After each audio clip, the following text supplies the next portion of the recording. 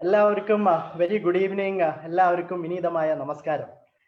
Pose എന്ന് പറയുന്ന positivity and possibility Friday talk സീരീസിന്റെ 29ാമത്തെ എപ്പിസോഡിലേക്ക് എല്ലാവർക്കും ഒരിക്കൽ കൂടെ വിനീതമായ സ്വാഗതം. നിങ്ങൾക്ക് എല്ലാവർക്കും ഒരുപക്ഷെ അറിയാം, 28ഓളം എപ്പിസോഡുകളായിട്ട് നിങ്ങൾ കാണുന്നു. ഈ പോസ് എന്ന് പറയുന്ന പോസിറ്റിവിറ്റി ആൻഡ് പോസിബിലിറ്റി എന്ന് പറയുന്ന ഈ ടോക്ക് സീരീസിന്റെ ഒരു ഒറിജിൻ എന്താണെന്ന് എല്ലാവർക്കും നിങ്ങൾക്ക് വളരെ ക്ലിയർ ആയിട്ട് വ്യക്തമായിട്ട് ഒരുപക്ഷെ അറിയാമായിരിക്കും. ഈ കോവിഡ് എന്ന് പറയുന്ന മഹാമാരിയുടെ കീഴിൽ നമുക്ക് ഹെൽത്ത് ട്രോമേനെക്കാട്ടിലും ഉപരി മെന്റൽ ട്രോമയാണ് നമ്മളെല്ലാവരും ഫേസ് ചെയ്യുന്നത് എന്ന് ഞാൻ വിശ്വസിക്കുന്നു. നമുക്കൊരു പക്ഷേ ഫ്രം ആർ എക്സ്പീരിയൻസസ് പരിചയമുള്ളവരെ വെച്ചൊക്കെ അറിയുമ്പോൾ കോവിഡ് ബാധപ്പെട്ടവർക്ക് ഒരു പക്ഷെ ഒരാഴ്ച കൊണ്ടോ 2 ആഴ്ച കൊണ്ടോ ഭേദമായിട്ട് വരുന്നു. പക്ഷെ ഇതുമൂലം അല്ലെങ്കിൽ ഇതിന്റെ സാഹചര്യം ചുറ്റിപ്പറ്റി ഉണ്ടാവുന്ന ഒരു എന്താ പറയാ ആങ്സൈറ്റിയോ അല്ലെങ്കിൽ ഒരു അൺസർട്ടനിറ്റിയോ അങ്ങനത്തെ കാര്യങ്ങളെ കൊണ്ടിട്ട് നമുക്കൊരു മെന്റൽ ട്രോമ, ഒരു നെഗറ്റീവ് ആയിട്ട് ചിന്തകൾ പോകാൻ സാഹചര്യം ഉണ്ടാക്കുന്ന ഒരു സിറ്റുവേഷൻ ആണ് ഇപ്പോൾ പോസ് എന്നുള്ള ടോക്ക് സീരീസ്. അങ്ങനത്തെ ചിന്താഗതികൾ പ്രത്യേകിച്ച് നിങ്ങൾ യങ്സ്റ്റേഴ്സിന്റെ അങ്ങനത്തെ ഒരു ചിന്താഗതികൾ മാറ്റിവെച്ചതുകൊണ്ട് എങ്ങനെ പോസിറ്റീവായിട്ടും പോസിബിലിറ്റികൾ ക്രിയേറ്റ് ചെയ്യാനുമായിട്ടും എങ്ങനെ ഈ ഒരു സാഹചര്യം ഒരുക്കാം എന്നുള്ള ഒരു ചിന്തയിലാണ് പോസ് എന്ന് പറയുന്ന talk series Shri P Vijayan IPS അവരുടെ നേതൃത്വത്തിൽ, അദ്ദേഹത്തിന്റെ മാസ്റ്റർ മൈൻഡ് എന്ന് തന്നെ പറയാം, അല്ലെങ്കിൽ ബ്രെയിൻ ചൈൽഡ് എന്ന് പറയാവുന്ന ഇങ്ങനത്തെ ഒരു ഇനീഷ്യേറ്റീവിലേക്ക് മിഷൻ ബെറ്റർ ടുമോറോ ഒരുങ്ങുന്നത്. ഇന്നത്തെ നമ്മുടെ ടോപ്പിക്ക് നിങ്ങൾ എല്ലാവരും കണ്ടു കാണും, നെറ്റ്വർക്കിംഗ് ആൻഡ് ബിയോണ്ട്. ഒരു പക്ഷേ എനിക്കും കൂടെ പേഴ്സണലി നല്ല താല്പര്യമുള്ള ഒരു ടോപ്പിക്കാണ് നെറ്റ്വർക്കിംഗ് ആൻഡ് ബിയോണ്ട് എന്ന് പറയുന്ന ടോപ്പിക്ക്. നമുക്ക് ഇന്നത്തെ സ്പീക്കേഴ്സ് നിങ്ങൾ കണ്ടു കാണും, വളരെ പ്രഗത്ഭരായിട്ടുള്ള വെൽ എക്സ്പീരിയൻസ്ഡ് ആയിട്ടുള്ള ഈ ടോപ്പിക്കിനെ പറ്റി വളരെ ഭംഗിയായിട്ട് ഡെലിവറി ചെയ്യാൻ സാധ്യതയ്ക്കുന്ന 2 നല്ല സ്പീക്കേഴ്സാണ് നമുക്ക് ഇന്ന് വന്നിരിക്കുന്നത്. C Balagopal IAS former IAS സാറും അതേപോലെ ജോബ് സക്കറിയ സാറും. നമുക്ക് സ്പീക്കേഴ്സിനെ പറ്റി ഒരു ക്വിക്ക് 1 മിനിറ്റ് വീഡിയോയിലേക്ക് പോവാം.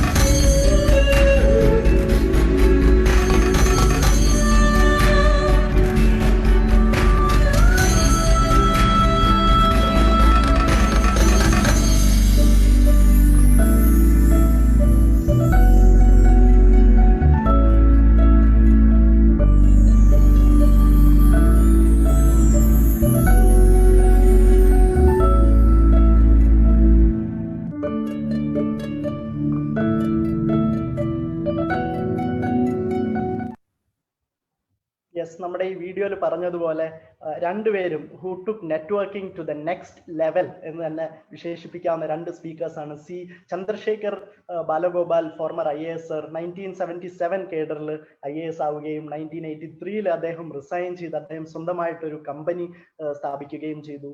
ഒരുപക്ഷെ ഇന്ത്യയിൽ തന്നെ the first and only company എന്താ പറയുക ബയോമെഡിക്കൽ ഡിവൈസിന്റെ മാനുഫാക്ചറിങ് ചെയ്തിരുന്ന ഇന്ത്യയിലത്തെ ഏക കമ്പനിയും അതിനുശേഷവും ഇന്ത്യയിലത്തെ ഏറ്റവും നമ്പർ 1 കമ്പനിയും ഏഷ്യയിലത്തെ തന്നെ നമ്പർ 1 കമ്പനിയും ആക്കി തീരുകയും 2012 ശേഷം അദ്ദേഹം കമ്പനി മാറ്റി വെച്ചിട്ട് അദ്ദേഹം യുവജനങ്ങൾക്ക് ഒരു മെന്റർ ആവുകയും സ്റ്റാർട്ടപ്സിനെ സഹായിക്കുകയും യങ് ഓണ്ടർപ്രണേഴ്സിനെ സഹായിക്കുകയും ചെയ്തിരുന്നു. Very very well deserving person for our talk today. Thank you so much and very very warm welcome to you Balagopal sir. നമ്മുടെ 2ാമത്തെ സ്പീക്കർ ജോബ് സക്രിയ സർ. അദ്ദേഹം പ്രോബബ്ലി യൂണിസെഫ് മാൻ എന്ന് നമുക്ക് വേണമെങ്കിൽ വിശേഷിപ്പിക്കാം. കാരണം അദ്ദേഹം അത്രയധികം വർഷങ്ങൾ അദ്ദേഹം യൂണിസെഫിൽ അദ്ദേഹത്തിന്റെ സേവനം അനുഷ്ഠിച്ചിരിക്കുന്നു. അദ്ദേഹം കറന്റ്ലി ഛത്തീസ്ഗഡ് യൂണിസെഫിലാണ് ഹെഡ് ചെയ്യുന്നത്. അതിനു മുമ്പ് കേരളത്തില്, ജാർഖണ്ഡ്, തമിഴ്നാട്ടിലൊക്കെ അദ്ദേഹം യൂണിസെഫിന്റെ നേതൃത്വം നൽകിയിരിക്കുന്നു. അതിനു മുമ്പ് അദ്ദേഹം human resource development, government of ഇന്ത്യയുടെ ഹ്യൂമൻ റിസോഴ്സ് ഡെവലപ്മെന്റിന്റെ ഡയറക്ടർ ആയിരുന്നു. അദ്ദേഹത്തിന്റെ നേതൃത്വം കൊടുത്തിട്ട് പലധികം എഡ്യൂക്കേഷണൽ പ്രോഗ്രാമുകൾ അദ്ദേഹം ചെയ്തിരുന്നു. ഡിസ്ട്രിക്ട് പ്രൈമറി എഡ്യൂക്കേഷൻ പ്രോഗ്രാം, അതേപോലെ സർവസ് ശിക്ഷ അഭിയാൻ എന്ന് പറഞ്ഞിട്ടുള്ള പ്രോഗ്രാം,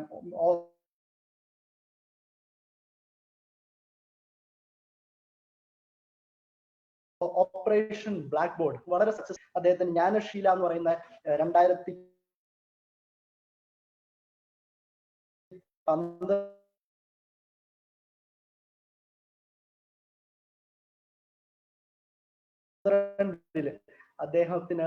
അദ്ദേഹത്തിന് ഇത് കിട്ടി, അവാർഡ് കിട്ടി. നമുക്ക് ഇന്ന് നമ്മുടെ നേതൃത്വം നൽകുന്ന, ഞാൻ നേരത്തെ പറഞ്ഞ പോലെ Shri P Vijayan IPS sir, അദ്ദേഹം നമ്മുടെ കൂടെ ജോയിൻ ചെയ്തിട്ടുണ്ട്. നമുക്ക് ഓപ്പണിംഗ് റിമാർക്സിലേക്കായിട്ട് സാറിന്റെ അടുത്തേക്ക് പോവാം. Thank you, Ranjit. Very good evening to one and all. Sri Rajgopal sir, Sri Job Secretary sir, രണ്ടുപേരും എൻ്റെ senior colleagues ആണ്, all in the civil service. And all sir very quite senior, and Job sir was from Indian Information Service. And Job സാറിനെ സംബന്ധിച്ചിടത്തോളം ഞങ്ങളുടെ കേരള പോലീസും അതുപോലെ നമ്മുടെ വിവിധ പ്രോഗ്രാംസും ചൈൽഡ് റിലേറ്റഡ് പ്രോഗ്രാംസിന്റെ ഒരു ഗ്രേറ്റ് മെന്റർ കൂടിയാണ് അദ്ദേഹം. നമ്മളെ സംബന്ധിച്ചിടത്തോളം we are very lucky that we got such an eminent person as our guest today. So ഇതുപോലെ തന്നെ ഈ പ്രോഗ്രാം വളരെ നാളുകളായിട്ട് കണ്ടുകൊണ്ടിരിക്കുന്ന ഞങ്ങളുടെ എല്ലാ പ്രിയ സുഹൃത്തുക്കൾക്കും പ്രത്യേകം നമസ്കാരം. I will make a short presentation on what exactly ഈ ഒരു brief introduction about this topic നെ കുറിച്ചിട്ട്. നമ്മളെ സംബന്ധിച്ചിടത്തോളം നമ്മുടെ ഈ തേർഡ് സീരീസ് എന്ന് പറയുന്നത് unleashing the human potential. MBT mission better tomorrow പ്രതിദാനം ചെയ്യുന്ന ഒരു പ്രോഗ്രാം ഉണ്ട്, capability exploration and enhancement programme. അതിന്റെ ഒരു പാർട്ട് എന്ന് പറഞ്ഞാൽ നമ്മൾ എല്ലാവരിലും എനോർമസ് എമൗണ്ട് ഓഫ് എനർജി ഉണ്ടെന്നും പൊട്ടൻഷ്യൽ ഉണ്ടെന്നും അതിനെ എങ്ങനെയാണ് നമുക്ക് അതിനെ അൺലീഷ് ചെയ്യുക എന്നുള്ളതാണ് കേപ്പബിലിറ്റി എക്സ്പ്ലോറേഷന്റെ ഒരു ഭാഗം. രണ്ടാമത്തെ ഭാഗം എന്ന് പറയുന്നത് ഔട്ട് എൻഹാൻസ് എന്നുള്ളതാണ്. ഇതുവരെ ഉണ്ടായിരുന്ന നമ്മുടെ ടോപ്പിക്കുകളെല്ലാം തന്നെ നമ്മളുള്ള ആന്തരികമായ കഴിവുകളെ, ക്യൂരിയോസിറ്റിയും അതുപോലെ തന്നെ ക്രിയേറ്റിവിറ്റിയും റീഡിഫൈനിങ് ലിമിറ്റ്സ് എല്ലാം വെച്ചുകൊണ്ട് എങ്ങനെ എക്സ്പ്ലോർ ചെയ്യാമെന്ന് ആലോചിച്ചപ്പം ഇപ്പോൾ നമ്മൾ ഡിസ്കസ് ചെയ്യുന്ന ഇതിനെ എൻഹാൻസ് ചെയ്യുന്നതിന് വേണ്ടിയിട്ട് എന്തെല്ലാം കാര്യങ്ങൾ ചെയ്യുക എന്നുള്ളതാണ്. അതിലൊരു പ്രധാനപ്പെട്ട ഒരു കാര്യമാണ് ഹ്യൂമൻ നെറ്റ്വർക്ക് ക്രിയേറ്റ് ചെയ്യുക എന്ന് പറയുന്നത്. അപ്പൊ നമുക്ക് എങ്ങനെ നെറ്റ്വർക്കിങ്ങിലേക്ക് മെച്ചപ്പെട്ട ഒരു പവർ ഓഫ് നെറ്റ്വർക്കിംഗ് അല്ലെങ്കിൽ നെറ്റ്വർക്കിംഗ് ആൻഡ് ബിയോണ്ട് എന്നുള്ള ഒരു രീതിയിലേക്ക് നമ്മൾ കൊണ്ടുപോകാം. ഇവിടെ എന്താണ് ആഫ്റ്റർ ഓൾ നെറ്റ്വർക്കിംഗ് എന്നുള്ളത്? പ്രത്യേകിച്ച് യങ്സ്റ്റേഴ്സ് ഉണ്ട്. ഈ നെറ്റ്വർക്കിംഗ് എന്ന് പറയുന്നത് നമ്മൾ മനസ്സിലാക്കേണ്ടത് ഈ ഒരു ഏജ് ഗ്രൂപ്പ് എന്നല്ല, ഏത് ഏജ് ഗ്രൂപ്പിലുള്ള ആളുകൾക്കും, ഏത് പ്രദേശത്തുള്ള ആളും, ഏത് പ്രൊഫഷനിലുള്ള ആളുകൾക്കും ജീവിതത്തിൽ ഏറ്റവും അനിവാര്യമായിരിക്കുന്ന ഒരു കാര്യമാണ്, ഏറ്റവും സക്സസ്ഫുൾ ആകണമെങ്കിൽ ഏറ്റവും അനിവാര്യമായിരിക്കുന്ന ഒരു കാര്യമാണ് നെറ്റ്വർക്കിംഗ് എന്നുള്ളത്. അതിൽ നെറ്റ്വർക്കിംഗ് എന്ന് പറഞ്ഞു കഴിഞ്ഞാൽ ഏറ്റവും പ്രധാനമായിട്ട് എന്താണ് അത് ഉദ്ദേശിക്കുന്നത്? ബിൽഡിംഗ് റിലേഷൻഷിപ്പ് ആണ്. ബന്ധങ്ങൾ എങ്ങനെ നമുക്ക് സൃഷ്ടിക്കാൻ പറ്റുമെന്നുള്ള ഒരു കാലഘട്ടത്തിൽ, ഇത് വളരെ മുമ്പേ തന്നെ ബന്ധങ്ങളൊക്കെ നമ്മൾ ആളുകൾ സൃഷ്ടിച്ചിരുന്നു. നമ്മൾ റോമൻസ് ആയിട്ടും അതുപോലെ തന്നെ ചൈനക്കാരായിട്ടും ഗ്രീസ് ആയിട്ടൊക്കെ ഉണ്ട്. ഇന്ന് ഈ ന്യൂ വേൾഡിൽ ഒരു ഗ്ലോബൽ വില്ലേജ് ആയിട്ട് മൊത്തം മാറിക്കൊണ്ടിരിക്കുമ്പോൾ ഈ റിലേഷൻഷിപ്പ് ബിൽഡിംഗ് എന്ന് പറയുന്നത് it has become more and more important. എങ്ങനെയാണ് റിലേഷൻഷിപ്പ് എന്ന് പറയുമ്പോൾ ഈ വ്യക്തികൾ തമ്മിലുള്ള റിലേഷൻഷിപ്പ് ആകാം, സ്റ്റുഡൻസ് തമ്മിലുള്ള, ഇൻസ്റ്റിറ്റ്യൂഷൻസ് തമ്മിലുള്ളതാകാം, രാജ്യങ്ങൾ തമ്മിലുള്ളതാകാം. അങ്ങനെ ബിൽഡിംഗ് റിലേഷൻഷിപ്പ് എന്നതാണ് നെറ്റ്വർക്കുകളോട് നമ്മൾ ഉദ്ദേശിക്കുന്നത്. എന്തുകൊണ്ടാണ് അതിന്റെ ഗുണങ്ങൾ എന്തൊക്കെയാണെന്നുള്ളതാണ് ഏറ്റവും പ്രധാനപ്പെട്ടത്. ഒന്ന്, നമ്മളൊരു മറ്റുള്ളവരെ സഹായിക്കണം. അത് നമ്മളെ കുടുംബാംഗങ്ങളെ ആകാം, കുടുംബത്തിന്റെ പുറത്തുള്ളവരെ ആകാം, പലരും സഹായിക്കണമെങ്കിൽ ഏറ്റവും നന്നായി സഹായിക്കുന്നതിന് നമുക്ക് പലപ്പോഴും തന്നെ അത് വളരെ ഉപകാരപ്രദമായിരിക്കും. ഒരു പക്ഷേ നമ്മൾക്ക് ഒരാളെ പഠനത്തിന് വേണ്ടിയിട്ട് യുണൈറ്റഡ് നേഷൻസിലെ ഹാർവാർഡ് സ്കൂളിലേക്ക് കിട്ടണമെന്ന് കരുതുക. അവിടെ ആരാണ് ഉള്ളത്, നമുക്കൊരു പരിചയമുള്ള ഒരാളുണ്ടെങ്കിൽ അവിടുത്തെ എൻട്രിയുടെ രീതി എന്ത് നമുക്ക് മനസ്സിലാവും. ഒരു പക്ഷേ നമുക്കൊരു മെഡിക്കൽ പർപ്പസിന് വേണ്ടിയിട്ട് ഒരാളെ ഒരു ഹോസ്പിറ്റലിലേക്ക് റെഫർ ചെയ്യണമെങ്കിൽ ഏതെങ്കിലും ഒരു ഹോസ്പിറ്റലിൽ അല്ലെങ്കിൽ ദൂരദേശത്തുള്ള ഒരു ഹോസ്പിറ്റലിൽ അതിന്റെ പരിസരത്ത് ആരെങ്കിലും ഉണ്ടെങ്കിൽ നമുക്ക് അവരുടെ സഹായം നമുക്ക് എന്ത് ചെയ്യാൻ പറ്റും? ഒരു മെച്ചപ്പെട്ട രീതിയിൽ നമ്മൾക്ക് ആരെയാണോ സഹായിക്കാൻ ഉദ്ദേശിക്കുന്നത് അവർക്ക് ഹെൽപ്പ് ചെയ്യുന്നതിന് പറ്റും. അതുപോലെ തന്നെയാണ് വേറൊരു കാര്യം നെറ്റ്വർക്കിന്റെ പ്രത്യേകത. നമുക്ക് എക്സ്ചേഞ്ച് ഓഫ് ഐഡിയാസ്, നമുക്കൊരു ആശയം ഉണ്ടെന്ന് കരുതുക. നമുക്ക് എന്തെങ്കിലും രീതിയിലുള്ള, നമ്മൾ കഴിഞ്ഞ പ്രാവശ്യം കുട്ടികളുടെ ഇടയിൽ തന്നെ നമ്മൾ കണ്ടിട്ടുണ്ട് ഈ ബൈക്ക് കൊണ്ട് ഒരു പഴയ ബൈസിക്കിളിനെ മോട്ടോർ ബൈക്കായി മാറുന്ന കാര്യം. അങ്ങനെ പല രീതിയിൽ വിമാനത്തിന്റെ കളിത്തുകൂട്ടുകാരൻ എന്നൊക്കെ പറഞ്ഞിരിക്കുന്ന രീതിയിൽ നമ്മളെ അടുത്ത് എന്ത് രീതിയിലുള്ള ഒരു ആശയം ഉണ്ടെങ്കിലും അത് മറ്റുള്ളവരുമായി ചർച്ച ചെയ്യാനും നമ്മൾ ആശയത്തെ കൂടുതൽ ശക്തിപ്പെടുത്താനും മറ്റുള്ളവരുടെ ആശയങ്ങൾ ഉൾക്കൊള്ളുവാനും ഒക്കെ പറ്റുന്നതിന് നെറ്റ്വർക്ക് വളരെ വളരെ സഹായകരമാവും. ഞങ്ങൾ കഴിഞ്ഞ ദിവസം പോസ്റ്റിന്റെ ഒരു ഇംഗ്ലീഷ് വേർഷനെ കുറിച്ച് ഡിസ്കസ് ചെയ്യാൻ വിളിച്ചപ്പോൾ ലോകതലത്തിൽ തന്നെയുള്ള പല ആളുകളാണ് തോന്നിയിരിക്കുന്നത്. അപ്പൊ അവരുടെയൊക്കെ പല അനുഭവങ്ങൾ നമ്മൾ കൂട്ടിച്ചേർക്കുമ്പോഴാണ് നമുക്കൊരു മെച്ചപ്പെട്ട ഒരു രീതിയിലേക്ക് വീണ്ടും പോകാൻ പറ്റും.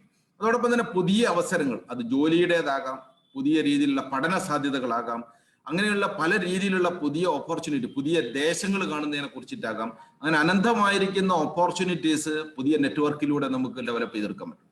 അതോടൊപ്പം തന്നെ നമ്മളുടെ റിസോഴ്സ്, നമ്മുടെ കയ്യിലുള്ള വിഭവങ്ങൾ ഒരു പരിമിതമാണെങ്കിൽ, പക്ഷെ പരിമിതമായ വിഭവങ്ങളെ ഇൻഫിനിറ്റായി മാറുന്നതാണ് നമ്മളുടെ നെറ്റ്വർക്കിങ്ങിന്റെ ശക്തി എന്ന് പറയുന്നത്. നമുക്ക് കൂടുതൽ ആളുകൾ കേരളത്തിന്റെ അകത്തോ പുറത്തോ ആയിട്ടുണ്ടാകുമ്പോൾ നമ്മളെ റിസോഴ്സസ് എന്ത് ചെയ്യുന്നു, നമ്മൾ ഒരു പക്ഷേ നമുക്ക് അമേരിക്കയിൽ പോയി ഒരു കാര്യം ചെയ്തെടുക്കണമെങ്കിൽ, പക്ഷെ നമ്മളൊരു വേണ്ടപ്പെട്ട ഒരാൾ അവിടെ ഉണ്ടെങ്കിൽ, ഒരു കണക്ട് ഉണ്ടായിരുന്നെങ്കിൽ, പക്ഷെ നമ്മൾ അവിടെ പോകാൻ വേണ്ടുന്ന ചെലവുകൾ നമുക്ക് ഒഴിവാക്കാൻ പറ്റും. അതല്ലെങ്കിൽ ഒരു പക്ഷേ കോഴിക്കോട്ട് നിന്നും തിരുവനന്തപുരത്ത് ഒരു ട്രീറ്റ്മെന്റ് വരുന്ന ഒരാൾ കരുതുക, അയാൾക്ക് ഒരു മെഡിസിൻ ഇവിടുന്ന് കിട്ടണമെങ്കിൽ അയാൾ ഇവിടെ വരാതെ ഇവിടെ നിന്ന് എത്തിക്കാൻ പറ്റുന്ന ഒരാൾ നമുക്കുണ്ടെങ്കിൽ ഒരു പക്ഷെ എന്ത് ചെയ്യാൻ പറ്റും, ആ റിസോഴ്സസ് നമ്മളുടെ നമ്മുടെ കയ്യിലുള്ള പോലെ തന്നെ നമുക്ക് എൻഹാൻസ് ചെയ്യാൻ പറ്റും. വേറൊരു പ്രധാനപ്പെട്ട കാര്യം, നമുക്ക് ഒരു നല്ലൊരു കണക്ടിവിറ്റി, നല്ലൊരു കണക്ഷൻ, നല്ലൊരു പബ്ലിക്, നല്ലൊരു ഒരു സെറ്റ് ഓഫ് പീപ്പിളായിട്ട് റിലേഷൻഷിപ്പ് ഉണ്ട്. നമ്മുടെ ആത്മാഭിമാനത്തെ, സെൽഫ് എസ്റ്റീമിനെയും വർദ്ധിപ്പിക്കും. പലപ്പോഴും സേഫ് ഇങ്ങനെ ഇടയ്ക്ക് പറയാണ്ട് എനിക്ക് യൂണിസെഫായിട്ട് വളരെ വലിയ കണക്ഷനാണ്, ബ്രിഡ്ജ് ഫൗണ്ടേഷനായിട്ട് കണക്ഷനാണ്, അങ്ങനെയൊക്കെ പറഞ്ഞ് അദ്ദേഹം ഒരുപാട് ആളുകളൊക്കെ ഞങ്ങളുടെ അടുത്തേക്ക് കൊണ്ടുവരാറുണ്ട്. അതായത് വളരെ അഭിമാനത്തോട് കൂടിയിട്ടാണ് നമ്മളെ സേഫ് ഞങ്ങളോട് ഇടയ്ക്കിടയ്ക്ക് പറയാറ്. അങ്ങനെ നമ്മളെ സെൽഫ് എസ്റ്റീമിനെ വർദ്ധിപ്പിക്കുന്നതിന് വേണ്ടിയിട്ട് അത് സഹായമാണ്. മറ്റൊരു പ്രധാനപ്പെട്ട ഒരു കാര്യം എന്ന് പറയുന്നത്, എങ്ങനെയാണ് നമുക്ക് ഇത്തരത്തിലുള്ള ഒരു നെറ്റ്വർക്ക്, ഹ്യൂമൻ റിലേഷൻഷിപ്പ്, മനുഷ്യ ബന്ധങ്ങളുടെ പുതിയ ഒരു തലം നമുക്ക് ക്രിയേറ്റ് ചെയ്യാൻ പറ്റും. ആ തലം എങ്ങനെ ക്രിയേറ്റ് ചെയ്യുന്ന എന്തെല്ലാമാണ് അതിന്റെ വഴികൾ എന്നുള്ളതാണ്. ഒന്ന്, നമ്മൾ ഏറ്റവും റൈറ്റ് ആയിരിക്കുന്ന കാര്യത്തിന് റൈറ്റ് പീപ്പിളിനെ കണക്ട് ചെയ്യുക എന്നുള്ളതാണ്. ഒരു പഠിക്കുന്ന കുട്ടിയാണെങ്കിൽ ഇങ്ങനെയാണ് പഠിക്കുന്ന കാര്യങ്ങളിൽ അതുപോലെ തന്നെ പഠന താല്പര്യങ്ങളിലുള്ള മറ്റു ലോകത്തിന്റെ പല ഭാഗത്തുള്ളവരായിട്ട് കണക്ട് ചെയ്യാൻ പറ്റും. കഴിഞ്ഞ ദിവസം നമ്മളെ SPCയുടെ പടവുകൾ എന്നുള്ള ഒരു പരിപാടിയിൽ ബാദിഷ എന്ന് പറഞ്ഞൊരു കുട്ടി, അത് സാധാരണയായിരിക്കുന്ന മലപ്പുറത്തിരിക്കുന്ന ഒരു പെൺകുട്ടി, അതിന്റെ +2 ആകുമ്പോഴേക്കും അത് ഐസറിൽ എങ്ങനെ പഠിക്കണമെന്ന് മനസ്സിലാക്കി പൂനെയിൽ അത് പലരുമായി കണക്ട് ചെയ്ത് പൂനെയിലേക്ക് എത്തുകയും, പൂനെയിൽ പഠിച്ചുകൊണ്ടിരിക്കുന്ന മിഷിഗൺ യൂണിവേഴ്സിറ്റിയിൽ എങ്ങനെ ഡോക്ടറേറ്റ് ചെയ്യുന്നതിനുള്ള ഫെലോഷിപ്പ് കിട്ടുക എന്നുള്ള മറ്റുള്ളവരെന്ന് ചോദിച്ച് മനസ്സിലാക്കി അവിടെ എത്തുന്നൊക്കെ നമ്മൾ ഈ റൈറ്റ് പീപ്പിൾ ഫോർ റൈറ്റ് പർപ്പസിന് എത്തുമ്പോൾ, അത് ബിസിനസ്സിലായിരിക്കാം, അത് മറ്റേ സാമൂഹ്യ സേവനത്തിലായിരിക്കും, ഏത് മേഖലയിലായാലും റൈറ്റ് പീപ്പിൾ ഫോക്കസ് ചെയ്യുന്നു എന്നുള്ളതാണ് ഒരു പ്രധാനപ്പെട്ട കാര്യം. അതുപോലെ തന്നെ ഒരു കാര്യം നമ്മൾ മനസ്സിലാക്കേണ്ടത്, പലപ്പോഴും നമ്മൾ ഈ ബന്ധങ്ങൾ സൃഷ്ടിക്കുന്നത് രണ്ടു കൂട്ടർക്ക് ഉപയോഗപ്രദമായിരിക്കുന്ന രീതിയിൽ ഒരു വിൻ വിൻ സിറ്റുവേഷൻ ആയിരിക്കും. അല്ലെങ്കിൽ അങ്ങനെയുള്ളത് മാത്രമേ അത് സസ്റ്റൈനബിൾ ആയിട്ട് നിൽക്കൂ എന്നുള്ളതാണ് വേറൊരു കാര്യം. അതോടൊപ്പം തന്നെ നമ്മൾ ഏറ്റവും നല്ലൊരു ബന്ധം സൃഷ്ടിക്കണമെങ്കിൽ നമ്മൾ ഇങ്ങോട്ട് കിട്ടാൻ വേണ്ടി കാത്തിരിക്കാതെ നമുക്ക് എന്ത് അങ്ങോട്ട് നൽകാൻ പറ്റുമെന്ന് നമ്മൾ നിരന്തരമായി ചിന്തിച്ചുകൊണ്ടിരിക്കുക. അത് ചെറിയ ലെവലിലായാലും മുതിർന്ന ലെവലിലായാലും നമുക്ക് എന്ത് അങ്ങോട്ട് നൽകാൻ പറ്റുമെന്ന് ആദ്യം ചിന്തിക്കുന്ന ആൾക്കായിരിക്കും ഏറ്റവും കൂടുതൽ സ്വീകാര്യത വരിക എന്നുള്ളത്. അതോടൊപ്പം തന്നെ ബിക്കം എ കണക്ടർ എന്നാണ്, നിരന്തരമായിട്ട് പലരുമായി ബന്ധപ്പെട്ടുകൊണ്ടിരിക്കാൻ, കോണ്ടാക്ട് ചെയ്തുകൊണ്ടിരിക്കാൻ, അത് നമ്മളുടെ പല മാധ്യമങ്ങൾ ഉപയോഗിച്ചുകൊണ്ട് നമ്മൾ കോണ്ടാക്ട് ചെയ്തുകൊണ്ടിരിക്കുന്ന, കണക്ട് ചെയ്തുകൊണ്ടിരിക്കുന്ന ഒരാൾക്കാണ്. കണക്ട് ചെയ്യുന്ന സമയത്ത് എപ്പോഴും നമ്മൾ എന്ത് ഗുണം അയാളിൽ നിന്നുണ്ടാവും എപ്പോഴും ചിന്തിച്ചുകൊണ്ടിരിക്കേണ്ടതില്ല. പക്ഷെ നമ്മൾ കണക്ട് ചെയ്തുകൊണ്ടിരിക്കുമ്പോൾ നമ്മൾ എപ്പോഴൊക്കെയാണ് ഇവരെയൊക്കെ ഉപയോഗപ്രദമാകുക അല്ലെങ്കിൽ റീകണക്ട് ചെയ്യപ്പെടേണ്ടത് എന്നുള്ളത് നമുക്ക് ഒരു ആവശ്യം വരുമ്പോൾ നമ്മളെ കയ്യിൽ ഒരു വലിയ റിസോഴ്സ് ബാങ്ക് ഉണ്ടായിരിക്കും. അതോടൊപ്പം തന്നെ നമ്മൾ മനസ്സിലാക്കേണ്ടത്, ഒരാളായിട്ട് നമ്മൾ പരിചയപ്പെട്ട് കഴിഞ്ഞാൽ, സ്കൂളിൽ നിന്നൊരു കുട്ടിയായിട്ട് കോളേജിൽ ഒരു പരിചയപ്പെടുകയോ ബിസിനസ്സിൽ ബന്ധപ്പെടുകയോ പ്രൊഫഷൻസിൽ ബന്ധപ്പെടുകയോ ചെയ്യുമ്പോൾ ഇടയ്ക്കിടയ്ക്ക് അവരെ ഓർമ്മിക്കുക, ഇടയ്ക്കിടയ്ക്കൊന്ന് അവർ റീകണക്ട് ചെയ്യാൻ വേണ്ടിയിട്ട് നമ്മൾ നിരന്തരമായി ചിന്തിച്ചുകൊണ്ടിരിക്കുക.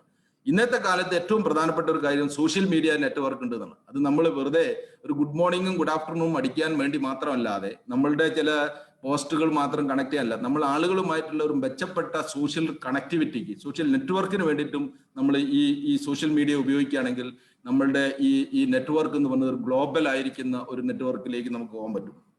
ഒരു 3 എബിലിറ്റീസ്, എസെൻഷ്യൽ എബിലിറ്റീസ് അല്ലെങ്കിൽ നമുക്ക് പറയാവുന്ന എന്തൊക്കെയാണ് നെറ്റ്വർക്കിംഗ്. ഒന്ന്, നമ്മളെ ഒരു നെറ്റ്വർക്കിങ്ങിലൂടെ നമ്മളെക്കുറിച്ചും നമ്മളെ പദ്ധതികളെ കുറിച്ചും നമ്മളെ ആശയങ്ങളെ കുറിച്ചിട്ടുള്ള ഒരു വലിയ രീതിയിലുള്ള ഒരു വിസിബിലിറ്റി എന്ന് പറഞ്ഞത് നമുക്ക് കിട്ടും. ആ വിസിബിലിറ്റി എന്ന് പറയുന്നത് നമ്മളെല്ലാവരിലേക്കും, കൂടുതൽ ആളുകളിലേക്കും, കൂടുതൽ ഏരിയകളിലേക്കൊക്കെ നമ്മളെ സംബന്ധിച്ചിട്ടുള്ള നമ്മളെ ചിന്തകൾ, നമ്മളെ ആശയങ്ങൾ, നമ്മളുടെ പ്രവർത്തനങ്ങളൊക്കെ എത്തിക്കുന്നതിന് വേണ്ടിയിട്ട് നെറ്റ്വർക്ക് സാധ്യമാകുന്നുള്ള ഏറ്റവും പ്രധാനപ്പെട്ട ഒരു കാര്യം. നെറ്റ്വർക്ക് ശക്തമാകണമെങ്കിൽ credibility is very very important. നമ്മളിലുള്ള വിശ്വാസ്യത എന്ന് പറയുന്നതാണ് വേറൊരു പ്രധാനപ്പെട്ട കാര്യം. നമ്മളിൽ വിശ്വാസ്യത ഉണ്ടാക്കാൻ നമുക്ക് പറ്റിയിട്ടില്ല എങ്കിൽ ഒരു വ്യക്തിയും തന്നെ നമ്മളുമായിട്ട് ദീർഘകാലം ഒരു ബന്ധം കൊണ്ടുപോകാൻ വേണ്ടി ശ്രമിച്ചെന്ന് വരില്ല. മറ്റൊരു കാര്യം പ്രോഫിറ്റബിലിറ്റി എന്ന് ഉദ്ദേശിക്കുന്നത് ലാഭം എന്നുള്ളതല്ല. ഇങ്ങനെ ഒരു ബന്ധമുണ്ടായാൽ അത് മ്യൂച്വലി ബെനിഫിഷ്യൽ ആകുന്ന രീതിയിൽ എങ്ങനെയായിരിക്കും എന്നുള്ളതായിരിക്കും പലപ്പോഴും ആളുകൾ നമ്മളുമായുള്ള ബന്ധം നിലനിർത്തുന്നതിന് വേണ്ടി ചിന്തിക്കുക എന്നുള്ളതാണ്. അങ്ങനെ വലിയ ഒരു ബന്ധം സുഹൃത്തിയാണെങ്കിൽ അയാൾക്ക് കൂടി ബെനിഫിഷ്യൽ ആയിരിക്കുന്ന, പരസ്പരം ബെനിഫിഷ്യൽ ആയിരിക്കുന്ന ഒരു കാര്യത്തിന്റെ മേലായിരിക്കണം പലപ്പോഴും ബന്ധങ്ങൾ സൃഷ്ടിക്കപ്പെടുന്നത് എന്നുള്ളത്. മറ്റൊരു കാര്യം, നമ്മൾ ഒരു കാര്യം ശ്രദ്ധിക്കേണ്ടത് എന്താണ് dos and dawns of networking എന്നുള്ളത്. ഒന്ന്, ഏതൊരാളെ കുറിച്ചിട്ടും മുൻവിധിയോട് കൂടിയിട്ട് നമ്മൾ പോകാതിരിക്കുക. നമ്മളിപ്പോ ഒരാളായിട്ട് ഒരു ബന്ധം സ്ഥാപിക്കണം, ഒരു രാജ്യത്തുള്ള ആളോ ഒരു ദൂരത്തുള്ള ഒരാളോ ഏതെങ്കിലും ഇൻസ്റ്റിറ്റ്യൂഷനായിട്ട് ബന്ധം സ്ഥാപിക്കുമ്പോൾ അവരൊന്നും നമ്മൾ വലിയ അഹങ്കാരികളാണ്, നമ്മളോട് മൈൻഡ് ചെയ്യില്ല, അങ്ങനെയുള്ള ചിന്തകളൊന്നും ഉണ്ടാകുന്നത് ശരിയല്ല. നമ്മളൊരു ഓപ്പൺ മൈൻഡോടായിട്ട് യാതൊരുവിധ മുൻവിധികളും ഇല്ലാത്ത സമീപിക്കുക എന്നുള്ളത്. കാരണം നമ്മളുടേതാണ് ആവശ്യം എന്നുള്ളത്. ഒരുപക്ഷെ നമ്മൾ പ്രതീക്ഷിക്കുന്നതിനേക്കാൾ വളരെ അനുകൂലമായിരിക്കുന്ന രീതിയിൽ അവർ ഒരു പക്ഷെ എന്ത് ചെയ്യും, നമ്മളോട് സഹകരിച്ചേക്കാൻ സാധ്യതയുണ്ട്. രണ്ടാമത്തെ ഒരു കാര്യം, നമ്മളൊരു നല്ല ഗുഡ് ലിസണർ ആയിരിക്കുക എന്നുള്ളതാണ്. പലപ്പോഴും നമ്മളുടെ ഐഡിയകൾ അടിച്ചേൽപ്പിക്കാൻ വേണ്ടി നിൽക്കാതെ അവർക്ക് പറയാനും കൂടി കേൾക്കാനുള്ളത് കേൾക്കുകയാണെങ്കിൽ ഒരുപക്ഷെ നമ്മൾ പ്രതീക്ഷിക്കുന്നേക്കാൾ നല്ല രീതിയിലുള്ള ഒരു പ്രതികരണം നമ്മൾ ഉദ്ദേശിക്കുന്ന വ്യക്തിയിൽ നിന്നും നമുക്ക് ഉണ്ടാകുക. അതൊരു മെച്ചപ്പെട്ട ബന്ധത്തിലേക്കും പോകാൻ പറ്റും. നേരെ മറിച്ച് നമ്മളൊരു റേഡിയോ പോലെ നിരന്തരമായി പറഞ്ഞുകൊണ്ടിരിക്കുകയാണെങ്കിൽ ഒരുപക്ഷെ നല്ല ഒരു കണക്ഷൻ നമുക്ക് കിട്ടിക്കൊള്ളണമെന്നില്ല.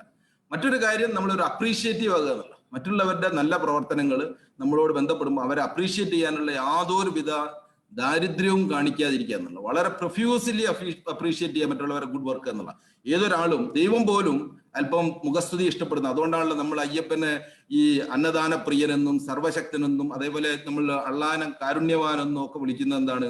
ദൈവത്തിന് പോലും അല്പം ഈ മുഖസ്തുതി കേൾക്കുന്നത് വളരെ ഇഷ്ടമാണ് എന്നുള്ളതാണ്. അതുകൊണ്ടാണ് ദൈവത്തിന്റെ പല നാമങ്ങളിലും നമ്മൾ വിളിക്കുന്നത്. മനുഷ്യന്റെ കാര്യം പിന്നെ പറയേണ്ടതില്ലല്ലോ. മറ്റൊരു കാര്യം നമ്മൾ ശ്രദ്ധിക്കേണ്ടത് എവരിവൺ ഈസ് പവർഫുൾ എന്നുള്ളതാണ്. നമ്മൾ കരുതുന്നത് ഒരു ഓഫീസിൽ ചെന്ന് കഴിഞ്ഞാൽ അല്ലെങ്കിൽ ഒരു സ്ഥലത്തെ ഏറ്റവും പ്രധാനപ്പെട്ട ഒരാൾ അവിടുത്തെ പ്രിൻസിപ്പളോ അല്ലെങ്കിൽ അവിടുത്തെ ഹെഡ് ഓഫ് ദ ഇൻസ്റ്റിറ്റ്യൂഷനോ മാത്രമല്ല, അവിടെ ഇരിക്കുന്ന പിയൂണോ അവിടെ ഇരിക്കുന്ന സ്വീപ്പറോ വരെ ഒരുപക്ഷെ നമുക്ക് വളരെ ഉപകാരപ്രദം, വളരെ പവർഫുൾ ആയിരിക്കും. നമുക്ക് പലപ്പോഴും പല കണക്ഷൻസിലേക്ക് എത്തിപ്പെടേണ്ടത്. അതുകൊണ്ട് ആരെയും തന്നെ കുറച്ച് കാണാതിരിക്കുക എന്നുള്ള ഒരു കാര്യം. മറ്റൊരു കാര്യം എന്ന് പറയുന്നത് എപ്പോഴും നമ്മൾ സ്വീകാര്യമായിക്കൊള്ളണമെന്നില്ല. നമ്മൾ റിജക്ട് ചെയ്യുന്നതിനും ഒരുപക്ഷെ നമ്മൾ ശ്രദ്ധിക്കേണ്ടതുണ്ട്. ഇവിടെ ഒരു കാര്യം റിജക്ട് ചെയ്യപ്പെടാനുള്ള സാധ്യത ഉണ്ട്, അതിന് സ്വീകരിക്കേണ്ടതും അതിനുവേണ്ടി നമ്മൾ കാത്തിരിക്കേണ്ടതുണ്ട്. അതുകൊണ്ട് റിജക്ഷനിൽ നമ്മൾ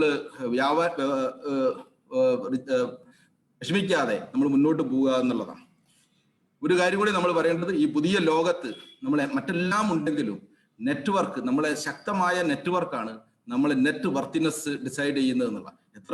എത്ര മെച്ചപ്പെട്ട ഏത് രീതിയിലുള്ള ആളുകളുമായിട്ട്, ഏത് ലോകത്തിന്റെ ഏത് ഭാഗത്തുള്ളവരുമായിട്ടാണ് നമുക്ക് അടുപ്പമുള്ളത് എന്നുള്ളതനുസരിച്ചിരിക്കും നമ്മളെ നെറ്റ് വർത്തിനെസ് എന്നുള്ളത് കൂടി നമ്മൾ മനസ്സിലാക്കേണ്ടത്.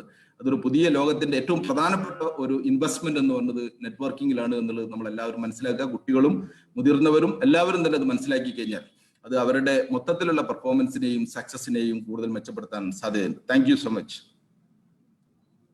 Thank you Vijayan sir. വളരെ ഭംഗിയായിട്ടുള്ള ഒരു ഇൻട്രഡക്ഷൻ ആണ് to the topic that we received. Thank you so much Vijayan sir. Vijayan sir ഒരുപക്ഷെ നെറ്റ്വർക്കിംഗ് എന്നുള്ള വാക്കിൽ ഞങ്ങൾ ഇതേപോലെ കളിയാക്കി ദ നെറ്റ്വർക്കർ എന്ന് വിജയൻ സാറിനെ വിളിക്കാറുണ്ട്. കാരണം we take it from him, the way he networks with people. ഒരു അന്തരവും ഇല്ലാണ്ട് വലിയ ആൾക്കാർ തൊട്ടിട്ട് ചെറിയ ആൾക്കാർ വരെ എല്ലാം ഈക്വൽ ഇമ്പോർട്ടൻസോടുകൂടി വളരെ ഇമ്പോർട്ടൻസ് എല്ലാവർക്കും കൊടുത്തുകൊണ്ടുകൂടി നെറ്റ്വർക്ക് ചെയ്യുന്ന വിജയൻ സർ തന്നെയാണ് probably the networker. Anyway, before we go to the speakers and the topic, ഞാൻ ക്വിക്ലി ഒന്ന് നമ്മുടെ മിഷൻ ബെറ്റർ ടുമോറോന്റെ ടീമിനെ ഒന്ന് പെട്ടെന്ന് പരിചയപ്പെടുത്താൻ ഞാൻ ആഗ്രഹിക്കുന്നു.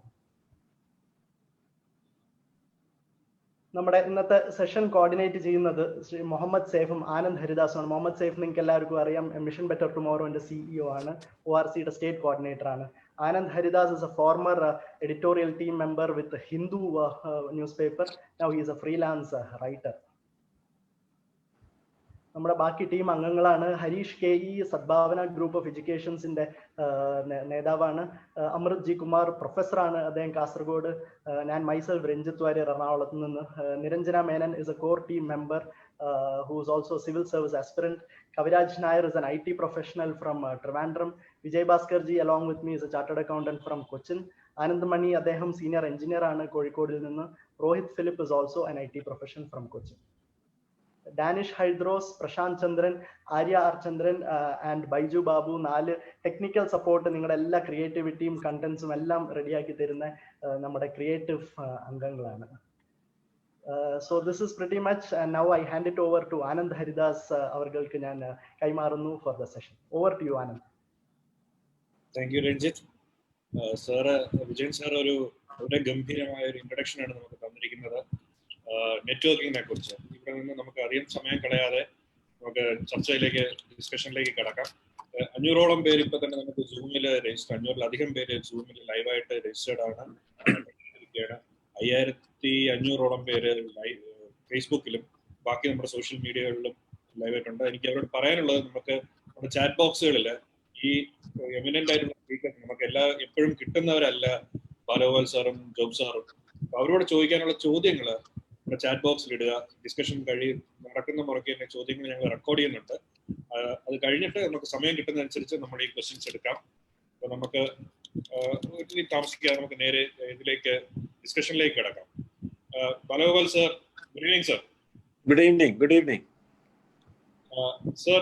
സാറിന്റെ ബുക്ക്, ദ ഫസ്റ്റ് ബുക്ക് പറയുന്ന on a clear day you can see India, തെളിമയുള്ളൊരു ദിവസം ഇന്ത്യയെ കാണാം എന്ന് പറയുന്ന അതാണ് സാറിന്റെ ഫസ്റ്റ് ബുക്ക്. സാറിന്റെ മണിപ്പൂർ എക്സ്പീരിയൻസ് വെച്ചിട്ടുള്ള സാർ 1977 IAS എടുത്ത് മണിപ്പൂരിൽ പോയി സാറിന്റെ സർവീസിലുള്ള അനുഭവങ്ങളാണ് ആ പുസ്തകത്തിൽ പറയുന്നത്. അപ്പൊ സാർ അവിടെ തൊട്ട് സാറ് കേരളത്തിൽ വർക്ക് ചെയ്തു. സാറ് ഓൺട്രപ്രണർ ആവുന്ന സമയത്ത് വൈവിധ്യമാർന്ന ഒരു ജനതയുമായിട്ട് ഇടപഴകിയ സാറിനാണെങ്കിൽ ഒരുപക്ഷെ നെറ്റ്വർക്കിംഗ് എന്നതിനെ കുറിച്ച് ഏറ്റവും പങ്കെടുക്കുന്നവർക്ക്, പ്രത്യേകിച്ച് നമ്മുടെ കുട്ടികൾക്ക് പറഞ്ഞു കൊടുക്കാൻ പറ്റുന്നത്. So I would like to start with you sir. Networking എന്നത് സാറിന്റെ ഒരു concept. Thank you mister Haridas.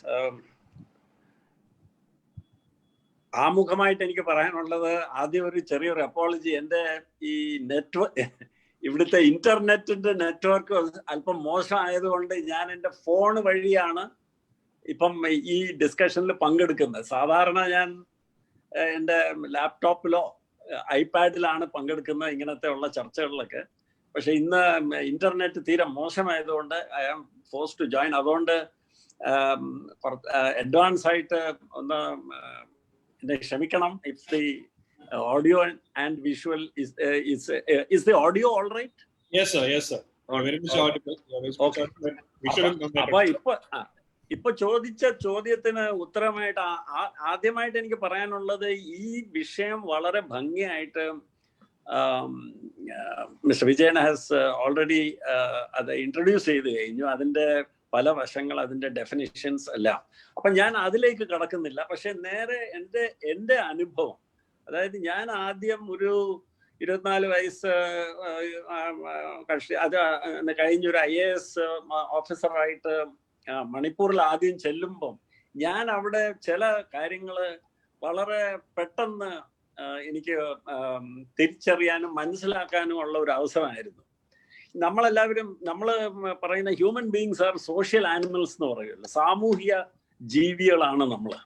അപ്പൊ അതിന്റെ അർത്ഥം തന്നെ നമ്മള് ഒറ്റയാന്മാരായിട്ട്, we are not design to be ഇങ്ങനെ ഒറ്റയാന്മാരായിട്ട് ഇങ്ങനെ വർക്ക് ചെയ്യാനല്ല നമ്മളെ ഡിസൈൻ തന്നെ ചെയ്തിരിക്കുന്നത്. ബൈ ഡിസൈൻ നമ്മള് സോഷ്യൽ ആനിമൽസ് ആണ്. അപ്പൊ അതിന്റെ അർത്ഥം ബാക്കിയുള്ളവരുമായിട്ട് ചേർന്ന്, അവരുമായിട്ട് ഒരുമിച്ച്, അവരുമായിട്ട് സഹകരിച്ച് പ്രവർത്തിക്കാനാണ് മനുഷ്യനെ ഡിസൈൻ ചെയ്തിരിക്കുന്നത് തന്നെ. അപ്പൊ അത് തിരിച്ചറിയാനായിട്ടുള്ള വലിയൊരു അവസരമായിരുന്നു മണിപ്പൂർ ചെന്നപ്പോൾ. മണിപ്പൂർ എന്ന് പറയുന്നത് ചെറിയൊരു സംസ്ഥാനമാണ്. അവിടെ ഒരു നമ്മുടെ കേരളത്തിന്റെ ഒരു ജില്ലയുടെ പോപ്പുലേഷനേ ഉള്ളൂ മണിപ്പൂർ മൊത്തം സംസ്ഥാനത്തിന്റെ പോപ്പുലേഷൻ. 2.5-2.6 മില്യൺ ആയിരുന്നു അന്നത്തെ പോപ്പുലേഷൻ. ഇവിടെ ഒരു ആവറേജ് ശരാശരി ഒരു ജില്ലയുടെ പോപ്പുലേഷൻ. പക്ഷെ അത് ആ 2.5 മില്യൺ തന്നെ is divided into so many ethnicity, so many identity, so many tribes ലോട്ടാണ്. അപ്പം നമ്മൾ ഇവിടുന്ന് കേൾക്കുന്ന നാഗ, മീസോ എന്നൊക്കെ കേട്ടിട്ടുണ്ട്. പക്ഷെ നാഗാസിന്റെ ഇടയിൽ തന്നെ there are many tribes. And നമ്മൾ അങ്ങോട്ടും ഇങ്ങോട്ടും കൺഫ്യൂസ് ചെയ്താൽ, അവരെ ആരെങ്കിലും മിസ് ഐഡന്റിഫൈ ചെയ്താൽ അതൊക്കെ അവർക്ക് വലിയ വിഷമമുള്ള കാര്യങ്ങളൊക്കെയാണ്. അപ്പൊ വളരെ സൂക്ഷിച്ചൊക്കെയാണ് ഇങ്ങനത്തെ ഉള്ള കാര്യങ്ങളിലേക്കൊക്കെ പോകേണ്ടത്. അപ്പം ഈ നെറ്റ്വർക്കിങ്ങിന്റെ എനിക്ക് തോന്നുന്ന ആദ്യത്തെ കാൽവെപ്പ് എന്ന് പറയുന്നത്, അല്ലെങ്കിൽ അതിന്റെ ആദ്യത്തെ ആൽഫബറ്റ് തന്നെ എന്താണ്, മറ്റുള്ള നമ്മള് കൂടെ വർക്ക് ചെയ്യുന്ന വ്യക്തികളെ പറ്റി അവരെ നന്നായിട്ട് അറിയാനായിട്ട് നമ്മൾ ശ്രമിക്കണം. So the first part of it is observation and listening and learning. അപ്പം എൻ്റെ ഈ ആദ്യത്തെ ബുക്ക് ഞാൻ എഴുതിയത് on a clear day you can see India എന്ന് പറയുന്നതിന്റെ തന്നെ ആ ബുക്ക് തന്നെ ഇന്ത്യയിലുള്ള ഈ ഐഡന്റിറ്റി പ്രശ്നം, ഈ നമ്മുടെ ഡൈവേഴ്സിറ്റിയെ പറ്റിയുള്ള ഒരു മെഡിറ്റേഷൻ ആയിട്ട് തന്നെയാണ്. കുറെ കഥകളായിട്ട് ഞാൻ വിശേഷിപ്പിച്ചെങ്കിലും പക്ഷെ അത് തന്നെ ആയിരുന്നു അതിന്റെ. അപ്പൊ അന്ന് എനിക്ക് ഭാഷ അറിഞ്ഞൂടാ. ആൻഡ് അവിടെ ഒരു വില്ലേജിൽ നിന്ന് മറ്റേ വില്ലേജിലേക്ക് പോകുമ്പോൾ ഭാഷയും മാറും. ഡയലക്റ്റ് മാത്രമല്ല, ആ ഭാഷ തന്നെ മാറും. അപ്പം എല്ലാ ഭാഷകളും മനസ്സിലാക്കാനായിട്ടുള്ള നമുക്ക് മണിപ്പൂരി ഭാഷ തന്നെ പഠിക്കാൻ കുറച്ച് പാടായിരുന്നു. അപ്പം ഇത്രയും ഡിഫിക്കൽട്ടീസ് ഓവർകം ചെയ്തുകൊണ്ട് അവരുമായിട്ട് വർക്ക് ചെയ്ത് അവരുടെ കോൺഫിഡൻസ് സമ്പാദിച്ചെടുക്കുക, അവർക്ക് നമ്മുടെ ക്രെഡിബിലിറ്റി, നമ്മുടെ ഉദ്ദേശ ശുദ്ധിയെ പറ്റി അവരെ ബോധ്യപ്പെടുത്തുക, അതൊക്കെ ചെയ്യാന്ന് പറഞ്ഞ വലിയ വെല്ലുവിളികള്, വലിയ വലിയ ചാലഞ്ചസ് ആണ്. അപ്പം വളരെ ചുരുങ്ങിയ ഒരു കാലയളവില് ഈ സ്കിൽസ് നമ്മൾ പഠിക്കാൻ നിർബന്ധിതരാകും. ഇത് നമ്മൾ സ്വിമ്മിങ് പഠിക്കുമ്പം വെള്ളത്തിലെടുത്തിട്ട് കൊച്ചു കുട്ടികളെ എടുത്തിട്ട് എറിയുന്ന പോലെയാണ്. നമ്മളത് സ്വിമ്മിങ് പഠിക്കും, എങ്ങനെങ്കിലുമൊക്കെ പഠിക്കും, തട്ടിക്കുട്ടി കുറച്ച് വെള്ളമൊക്കെ കുടിച്ച്. പക്ഷെ ആ ഒരു മിനിറ്റിൽ നമ്മൾ എങ്ങനെങ്കിലും ഒക്കെ പഠിക്കും. അപ്പൊ അങ്ങനെ ഒരു സുവർണ അവസരം എനിക്ക് കിട്ടി. ഞാൻ ആ അനുഭവങ്ങൾ എൻ്റെ ഈ ബുക്കിൽ ഞാൻ വിവരിച്ചിട്ടുണ്ട്. പക്ഷെ അതിൽ നിന്ന് മനസ്സിലാക്കുന്ന ഇതാണ്, ദാറ്റ് വി ക്യാൻ ഓൺലി, നമ്മുടെ natural way of working is through networking. ഇതൊരു പുതിയ സ്കില്ലോ പുതിയ ഒരു എബിലിറ്റി ഒന്നുമല്ല. നമുക്ക് നാച്ചുറലായിട്ട് ഈ ഭാഷ നമുക്ക് നാച്ചുറലായിട്ട് വരുന്നത് പോലെ ഈ നെറ്റ്വർക്കിങ്ങും നമുക്ക് നമ്മുടെ ഒരു തനതായ ഒരു കഴിവാണ് നെറ്റ്വർക്കിംഗ്. അപ്പൊ അതാണ് എനിക്ക് ആദ്യമേ ആമുഖമായിട്ട് പറയാനുള്ളത്. Thank you sir. നെറ്റ്വർക്കിംഗ് നമ്മുടെ ഒരു ഹ്യൂമൻ നേച്ചറാണ്, ഒരു സെക്കൻഡ് നേച്ചറാണ്, നമ്മുടെ നാച്ചുറൽ ആയിട്ടൊരു എബിലിറ്റി ആണെന്ന് പറഞ്ഞ് സാർ ചർച്ച തുടങ്ങി വെക്കുന്നു. Job sir, good evening sir. Good evening Anandji. Sir, you are joining from Chhattisgarh അല്ലേ സർ? അല്ലല്ല, ഛത്തീസ്ഗഡ് റായ്പൂർ എന്ന് പറഞ്ഞ സ്ഥലത്താണ്. റായ്പൂരിനാണ് സാർ. സാർ യുനിസെഫിന്റെ മേധാവിയാണ്. യുനിസെഫ് പോലുള്ള ഒരു ലോക സംഘടനയുടെ ഭാഗമായിട്ട് ഇന്ത്യയുടെ വൈവിധ്യമാർന്ന ജീവിതം അടുത്ത് നിന്ന് കണ്ടിരുന്ന സാറിന്റെ അഭിപ്രായത്തിൽ നെറ്റ്വർക്കിംഗ് നേരത്തെ ഈ എന്തെങ്കിലും ഒരു കുറുക്ക് വഴിയിലൂടെ എന്തെങ്കിലും കാര്യങ്ങൾ നേടുന്ന ഒരു മാർഗമായിട്ടല്ല ഞാൻ നെറ്റ്വർക്കിങ്ങിനെ കാണുന്നത്. നേരത്തെ വിജയൻ സാറ് പറഞ്ഞ പോലെ ആളുകളുമായിട്ടും സംഘടനകളുമായിട്ടുമായിട്ടുള്ള ബന്ധം സ്ഥാപിക്കുകയും നിലനിർത്തുകയും അതേപോലെ തന്നെ ആശയങ്ങൾ പങ്കിടുകയും കൈമാറുകയും ഒക്കെയാണ് നമ്മൾ ഉദ്ദേശിക്കുന്നത്. പക്ഷെ യുനിസെഫിൽ ഞാൻ ഏറ്റവും കൂടുതൽ നെറ്റ്വർക്ക് ഉപയോഗിക്കുന്നത് അഡ്വക്കസി ആൻഡ് പോളിസി ഇൻഫ്ലുവൻസിങ് ആണ്, കുട്ടികൾക്ക് വേണ്ടിയിട്ട്. അപ്പൊ കുട്ടികളുടെ അവകാശങ്ങൾ ഉറപ്പുവരുത്താൻ വേണ്ടി എനിക്ക് സർക്കാർ അല്ലെങ്കിൽ ചീഫ് മിനിസ്റ്റർ, ചീഫ് സെക്രട്ടറി, മുതിർന്ന ഗവൺമെന്റ് ഉദ്യോഗസ്ഥന്മാർ, മീഡിയയിലെ MP, MLA, പ്രാദേശിക സർക്കാരുകൾ, അതുപോലെ തന്നെ ഒരുപാട് ആളുകളായിട്ട് നല്ലൊരു നെറ്റ്വർക്ക് ഉണ്ടെങ്കിൽ മാത്രമാണ് നമുക്ക് ഈ കുട്ടികളുടെ അവകാശങ്ങൾ നമുക്ക് അവരുടെ ആരോഗ്യം, പോഷകാഹാരം, അതേപോലെയുള്ള ഈ വിഷയങ്ങളില് നമുക്ക് ഒരു ഫലപ്രദമായിട്ട് വർക്ക് ചെയ്യണമെങ്കിൽ ഇങ്ങനെയുള്ള ഒരു സ്ട്രോങ് നെറ്റ്വർക്ക്. അപ്പൊ ഞാൻ കൂടുതൽ യുനിസെഫിൽ ഉപയോഗിക്കുന്നത് ഈ അഡ്വക്കസി ആൻഡ് പോളിസി ഇൻഫ്ലുവൻസിംഗിലാണ് ഞാൻ ഈ നെറ്റ്വർക്കിംഗ് കൂടുതൽ ഉപയോഗിക്കുന്നത്. 2 ഉദാഹരണങ്ങൾ സമയമുണ്ടെങ്കിൽ അത് കുറച്ച് ഒരു 2 ഉദാഹരണങ്ങൾ ഞാൻ ഉദ്ദേശിക്കുന്നത്. ഒന്ന്, ഒരു 15 കൊല്ലം മുമ്പ് ഞാനന്ന് ബീഹാറിലായിരുന്നു. അപ്പൊ അന്ന് നമ്മുടെ രാജ്യത്ത് ഓൾട്ടർനേറ്റീവ് ലേണിംഗ് സെന്റർ എന്നുകൊണ്ടൊരു ഒരു പരിപാടി ഉണ്ടായിരുന്നു. അതായത് സ്കൂളില്ലാത്ത സ്ഥലത്ത് ഒരു വോളണ്ടിയർ വെച്ച് ഒരു സ്കൂൾ നടത്തുന്ന പരിപാടിക്കാണ് ഓൾട്ടർനേറ്റീവ് ലേണിംഗ് സ്കൂൾ. അത് നമ്മുടെ കേരളത്തിലുണ്ടായിരുന്നു. MGL സ്കൂൾ എന്നാണ് പേര്. ഏകദേശം 3 ലക്ഷം ഇത്തരം സ്കൂളുകൾ ഉണ്ടായിരുന്നു. അത് മെയിനായിട്ട് സ്കൂളില്ലാത്ത സ്ഥലങ്ങളിലായതുകൊണ്ട് ഷെഡ്യൂൾ കാസ്റ്റ്, ഷെഡ്യൂൾ ട്രൈബുള്ള വിഭാഗങ്ങളിലുള്ള കുട്ടികൾക്കായിരുന്നു അതിൽ കൂടുതൽ പഠിച്ചിരുന്നത്. പക്ഷെ അതിലൊരു പ്രശ്നമുണ്ട്. അതായത് അതിലെ ആ ALS സെന്ററുകൾക്ക് നമ്മൾ ഉപയോഗിക്കുന്നത് ഒരു കുട്ടിക്ക് 840 രൂപയാണ് ഉപയോഗിക്കുന്നത്. പക്ഷെ ആ സമയത്ത് ഞാൻ പറയുന്നത് 15 കൊല്ലം മുമ്പ് ഗവൺമെന്റ് സ്കൂളുകളിൽ നമുക്ക് ഒരു കുട്ടിക്ക് വേണ്ടിയിട്ട് 3000 രൂപ ഉപയോഗിക്കുന്ന നേരത്ത് ചെലവാക്കുന്ന നേരത്ത് ഈ പരിപാടിയിലെ 840 രൂപ വളരെ ഒരു മൂന്നിലൊന്ന് പോലും ഇല്ല.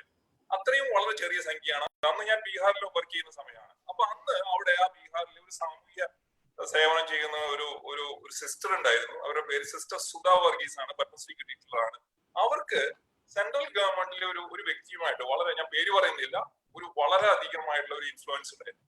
എനിക്കാണെങ്കിൽ അതിന് ഒരു കൊല്ലം മുമ്പ് ഞാൻ കേന്ദ്ര ഗവൺമെന്റിന്റെ MHRD മിനിസ്ട്രിയിലെ ഡയറക്ടർ ആയിരുന്നു. അതുകൊണ്ട് ഒരുപാട് ഉദ്യോഗസ്ഥന്മാരെ അറിയാം. അതിനു മുമ്പ് ഇന്ത്യൻ ഇൻഫർമേഷൻ സർവീസിലായതുകൊണ്ട് ഒരുപാട് മന്ത്രാലയങ്ങളുടെ ഒഫീഷ്യൽ സ്പോക്സ്മാൻ ആയിരുന്നു. അപ്പൊ ഒരുപാട് മാധ്യമ പ്രവർത്തകരെ എനിക്ക് അറിയാം. അപ്പൊ ഞങ്ങൾ രണ്ടുപേരും കൂടി ഒരു പേപ്പർ ഉണ്ടാക്കി. ഈ വിഷയം ഈ നെറ്റ്വർക്ക് ചെയ്ത് സക്സസ്ഫുൾ ആക്കാൻ വേണ്ടി ഞാനാണെങ്കിൽ കുറെ സ്റ്റോറീസ് മാധ്യമ പ്രവർത്തകരുമായിട്ട് വെച്ച് അവർ കുറെ സ്റ്റോറീസ് പബ്ലിഷ് ചെയ്തു. എന്റെ സുഹൃത്തുക്കൾ മുഖേന, എന്റെ MHRDയിലെ സുഹൃത്തുക്കൾ മുഖേന ഞാൻ കുറെ വർക്ക് ചെയ്തു. അതേപോലെ തന്നെ കുറെ 1-2 MP-മാരെ എനിക്കറിയായിരുന്നു. അവരെ വെച്ച് 1-2 ചോദ്യങ്ങൾ പാർലമെന്റിൽ അവതരിപ്പിച്ചു. ഈ സുധാ വർഗീസ് ആണെങ്കിൽ അവർക്ക് ആ കോണ്ടാക്ട് വെച്ച് അവരും ട്രൈ ചെയ്തു. എന്തിനു പറയുന്നു, ഒരു 6 മാസം ഇത് കണ്ടിന്യൂസ് ആയിട്ട് ചെയ്തു. 6 മാസത്തിന് ശേഷം ഞങ്ങൾക്ക് ഒരു എഴുത്ത് കിട്ടി. അതായത് കേന്ദ്ര ഗവൺമെന്റ് ഈ സെന്ററുകളിലുള്ള സംഖ്യ ഞങ്ങൾ 3000 ആണ് ചോദിച്ചെങ്കിലും 845 അത് ഡബിൾ ആക്കി. അപ്പൊ ഇത് ഏകദേശം ഇന്ത്യയിലെ അന്ന് ഏകദേശം 1 കോടി കുട്ടികളെയാണ് അത് ബെനിഫിറ്റ് ചെയ്യുന്നത്. ഏകദേശം അന്ന് 1000 കോടി രൂപ ചെലവ് വരുന്ന ഒരു ഡിസിഷൻ ആയിരുന്നു. അപ്പൊ നമ്മുടെ ഈ നെറ്റ്വർക്കിംഗ് കാരണം പല വിധത്തിലുള്ള നെറ്റ്വർക്കിംഗ്, പല സോഴ്സ്, അതാണ് ഞാൻ നേരത്തെ പറഞ്ഞത്, നമുക്ക് നെറ്റ്വർക്ക് ചെയ്യണമെങ്കിൽ പല സോഴ്സിൽ കൂടെയുള്ള നെറ്റ്വർക്ക് കാരണം നമുക്ക് അത് നമുക്കത് നേടാൻ കഴിയും. രണ്ടാമത്തെ ഉദാഹരണം കേരളത്തിൽ നിന്നാണ്. ഞാൻ അന്ന് കേരളത്തിലെ കേരളത്തിന്റെ യുണിസെഫ് ചീഫ് ആയിരുന്നു. അപ്പൊ 2015 നമ്മുടെ കേരളത്തിലെ നമ്മുടെ ശിശുമരണ നിരക്ക് ഏകദേശം 15-20 കൊല്ലായിട്ട് സ്റ്റാഗ്നന്റ് ആണ്, മൂവ് ചെയ്യുന്നില്ല. മറ്റ് സംസ്ഥാനങ്ങളിലൊക്കെ അത് 1-2 പോയിന്റുകൾ കുറയുന്നുണ്ട്. കേരളത്തിൽ സ്റ്റാഗ്നന്റ് ആണ്. അപ്പൊ യുണിസെഫ് 5 നിർദ്ദേശങ്ങൾ, നമ്മളൊരു പേപ്പർ ഉണ്ടാക്കി 5 നിർദ്ദേശങ്ങൾ ഉണ്ടായിരുന്നു. അപ്പൊ ഈ 5 നിർദ്ദേശങ്ങൾക്ക് അത് ഗവൺമെന്റിൽ നടപ്പിലാക്കാൻ വേണ്ടിയിട്ട് നമ്മൾ പല വിധത്തിലുള്ള നെറ്റ്വർക്കിംഗ് ചെയ്തു. മുഖ്യമന്ത്രി, MLA, മാധ്യമ പ്രവർത്തകർ, അവര് കുറെ സ്റ്റോറീസ് ഇതിനെ പറ്റിയിട്ടുണ്ടാക്കി. അതേപോലെ തന്നെ പല വിധത്തില് അവസാനം ഗവൺമെന്റ് അതിൽ ഇടപെട്ടു. അത് ഈ യുണിസെഫ് നിർദ്ദേശിച്ച പോലെ ശിശുമരണ നിരക്ക് കുറയ്ക്കാനുള്ള നടപടികൾ എടുത്തു. അപ്പൊ അതിന്റെ ഫലമായിട്ട് എന്തുണ്ടായി, കേരളത്തിലെ 2015 അതിനു മുമ്പുള്ള 2000 തൊട്ടിട്ട് 12 നിൽക്കുന്ന ശിശുമരണ നിരക്ക് ആദ്യം അത് 10 പിന്നെ 9, ഇപ്പൊ 7. അതായത് ഏകദേശം കേരളത്തിലെ ഒരു വർഷം 800 കുട്ടികളുടെ മരണമാണ് ആ നെറ്റ്വർക്കിങ്ങും ആ ഡിസിഷനും കൊണ്ട് നമുക്ക് നേടാൻ കഴിയും. അപ്പൊ ഇങ്ങനെ ഒരുപാട് കാര്യങ്ങള്. അപ്പൊ ഞാൻ നേരത്തെ പറഞ്ഞ പോലെ നമ്മൾ ഉപയോഗിക്കുന്നത്, യുണിസെഫിൽ ഞാൻ ഉപയോഗിക്കുന്നത് കൂടുതലും ഇതേപോലെയുള്ള ഹയർ ലെവൽ പോളിസി ഇൻഫ്ലുവൻസിങ്ങിനും അഡ്വക്കസിക്കും വേണ്ടിയാണ്. ഇപ്പൊ ഇത് ഞാൻ പറയുന്ന നേരത്ത് ഇപ്പൊ എന്നെ കേൾക്കുന്ന പോലെ ചെറുപ്പക്കാരും SPC കാഡറ്റ്സ് ആണ് കൂടുതലുണ്ട് എന്ന് എനിക്കറിയാം. അപ്പൊ അവര് വിചാരിക്കും ഇതിപ്പോ അവർക്ക് പ്രസക്തമായ ഒരു കാര്യമല്ല എന്ന് അവർക്ക് തോന്നുന്നുണ്ടാവും. അപ്പൊ അതിനെ പറ്റിയിട്ട് എങ്ങനെ നിങ്ങൾക്ക് എങ്ങനെ ചെയ്യാൻ പറ്റും, നിങ്ങൾക്ക് എങ്ങനെ നെറ്റ്വർക്കിംഗ് അതിനെ പറ്റി ഞാൻ അടുത്ത ഞാൻ ഡീറ്റെയിൽ ആയിട്ട് സംസാരിക്കാൻ ആഗ്രഹിക്കുകയാണ്. കാരണം ലോകത്തിലെ 70% ജോലികൾ നെറ്റ്വർക്കിംഗ് കൂടിയാണ് സമ്പാദിക്കുന്നത്. കേരളത്തിലും ഇന്ത്യയിലും അത് വിഭിന്നമായിരിക്കാം. പക്ഷെ ലോകത്ത് 70%, നമ്മളും ആ സ്റ്റേജിലേക്കാണ് പോകുന്നത്. അപ്പൊ നമ്മൾ എങ്ങനെ ഈ നെറ്റ്വർക്കിംഗ് പ്രാക്ടിക്കലായിട്ട് എങ്ങനെ നമുക്ക് നെറ്റ്വർക്കിംഗ് നമുക്ക് സ്ട്രെങ്തൻ ചെയ്യാൻ പറ്റും, എന്ത് ചെയ്യണം, എന്ത് ചെയ്യാൻ പാടില്ല, വിജയൻ സാറ് പറഞ്ഞു. പക്ഷെ കുറച്ചുകൂടി സ്പെസിഫിക് ആയിട്ട് ഉദാഹരണങ്ങളോട് കൂടിയിട്ട് അത് പറയാനാണ് ഞാൻ ആഗ്രഹിക്കുന്നത്. അടുത്ത question. Thank you sir. Sir, ഞാൻ ബാലഗോപാൽ സാറിലേക്ക് തിരിച്ചു വരികയാണ്. സാറിന്റെ രണ്ടാമത്തെ book sir your experience as A sub collector in Kollam, 1 day in the life of a sub collector എന്നുള്ള പുസ്തകം ആണ് സാറിന്റെ രണ്ടാമത്തെ പുസ്തകം. ആദ്യത്തെ പുസ്തകം നമ്മൾ നേരത്തെ പറഞ്ഞതുപോലെ on a clear day you can see India എന്നുള്ളത് ഒരു ബ്രോഡർ പെർസ്പെക്റ്റീവിൽ നിന്ന് വളരെ മൈന്യൂട്ട് ആയിട്ട് ഒരു ലെവലിൽ വരെ സാർ ഓപ്പറേറ്റ് ചെയ്തിട്ടുണ്ട്. അപ്പം ഈ ഒരു സാറിന്റെ ഒഫീഷ്യൽ കരിയറിൽ സാറ് കണക്ട് ചെയ്യുന്ന ഒരുപാട് ജീവിതങ്ങളുണ്ട്, ഒരുപാട് മനുഷ്യരുണ്ട്. അപ്പം സാറിന് ഈ ഒരു യാത്രയിൽ നെറ്റ്വർക്കിംഗ് എന്ന പ്രോസസ് എങ്ങനെയാണ് സാർ സാധിച്ചിട്ടുള്ളത്? സാറിന്റെ മൈക്ക് മ്യൂട്ടാണ് സാർ.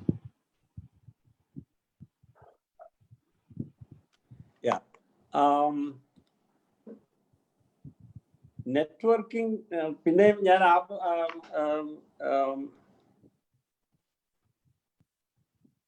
നെറ്റ്വർക്ക്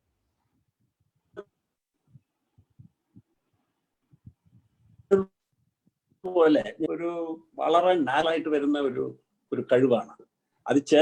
ചിലർക്കത് പിന്നെ പല പല പല രീതികളിൽ നമ്മളത് കൈകാര്യം ചെയ്യും.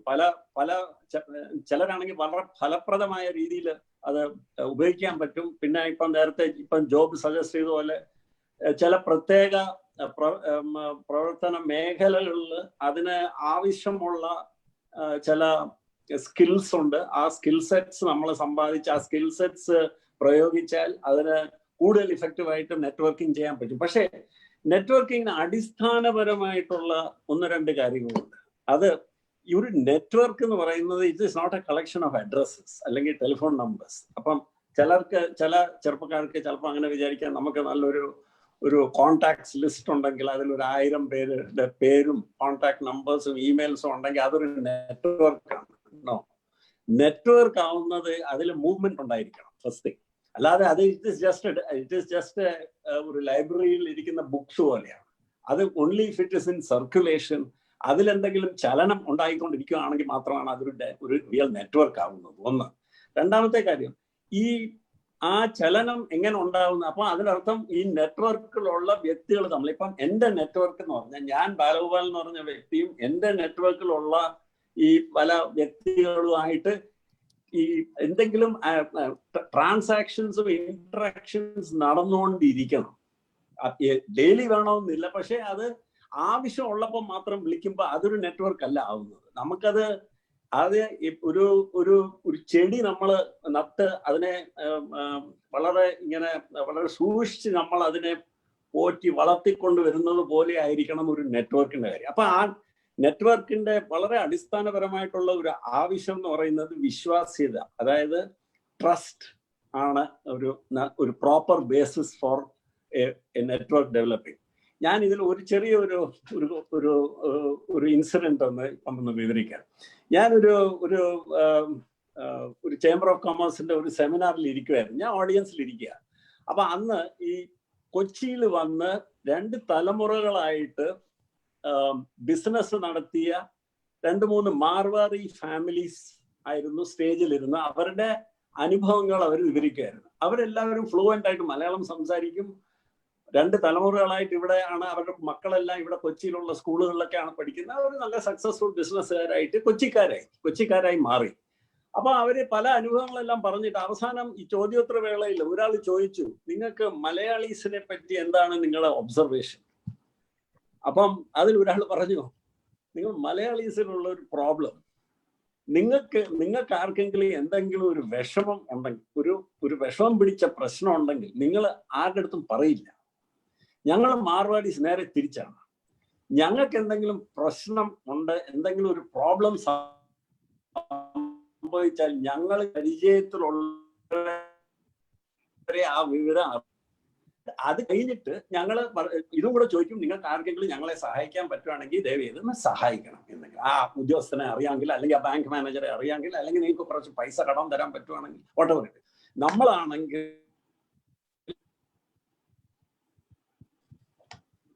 പിടിച്ച് നമ്മൾ മിണ്ടാതിരിക്കും, നമ്മൾ പറയില്ല. നെറ്റ്വർക്കിങ്ങിന്റെ ആദ്യ ഒരു സ്റ്റെപ്പ് എന്ന് പറയുന്നത് we must be willing to open ourselves up. നമ്മൾ അത് കുറച്ച് ഓപ്പൺ ആയിട്ട് നമ്മളത് if we open ourselves up, others will open themselves back to you.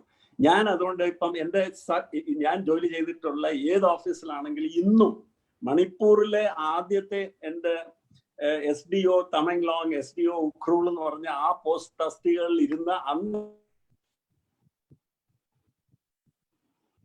ജോലി ചെയ്ത് ഇന്നും ഞാൻ മണിപ്പൂരുമായിട്ടുള്ള ബന്ധം നിലനിർത്തുന്നുണ്ട്. ട്രസ്റ്റ് സ്കൂൾ പ്രോജക്ട്സ് ഒക്കെ അവിടെ സപ്പോർട്ട് ചെയ്യുന്നുണ്ട്. അതുപോലെ കൊല്ലത്ത് വന്നപ്പോഴും സിവിൽ സപ്ലൈസ് കോർപ്പറേഷനിൽ വന്നപ്പോഴും ഒക്കെ ഞാൻ I was able to keep my relationships going. അപ്പൊ ആ റിലേഷൻഷിപ്സ് എത്രത്തോളം എൻ്റെ ജോലിയിൽ എന്നെ സഹായിച്ചു എന്നുള്ളത് ഞാനത് വിലയിരുത്തി നോക്കിയിട്ടില്ല. പക്ഷെ എനിക്ക് യാതൊരു സംശയമില്ല ഇതിലെ ഈ റിലേഷൻഷിപ്സും എൻ്റെ ജോലിയിലുള്ള ഞാൻ നേടിയ വല്ല സക്സസ്സോ എന്തെങ്കിലും നേടിയിട്ടുണ്ടായിരുന്നെങ്കിൽ അതും ആയിട്ട് വളരെ ഒരു ക്ലോസ് ആയിട്ടുള്ള ഒരു റിലേഷൻഷിപ്പ് ഉണ്ടായിരുന്നു എന്നുള്ള കാര്യം. അപ്പൊ ഇത് എന്തെങ്കിലും ഉദ്ദേശം കൊണ്ട് ഉണ്ടാകുന്ന റിലേഷൻഷിപ്സ് അല്ല. ഞാൻ ഇതിപ്പം ഇതുകൊണ്ട് എനിക്ക് അങ്ങനെ ഇത് എൻ്റെ പേഴ്സണാലിറ്റി. അപ്പം ഞാൻ പറഞ്ഞതുപോലെ നമ്മുടെ മിക്കവർക്കും ഇതൊരു നാച്ചുറൽ ആയിട്ട് വരുന്ന ഒരു എബിലിറ്റി, അങ്ങനെയാണ് നമ്മൾ. അപ്പം വി ഷുഡ് നോട്ട് നമ്മുടെ തസ്തിക നോക്കിയിട്ടോ നമ്മുടെ പൊസിഷൻ നോക്കിയിട്ടോ ഒന്നും നമ്മൾ ഒരു ഇതില് we should not put any boundaries on this. നമ്മുടെ ഡ്രൈവർ ആയാലും നമ്മുടെ ഓഫീസിലെ ഹെൽപ്പർ ആയാലും നമ്മുടെ ഓഫീസിലെ സൂപ്രണ്ട് ആയാലും ആരായാലും എല്ലാവരും ആയിട്ടുള്ള ആ ഒരു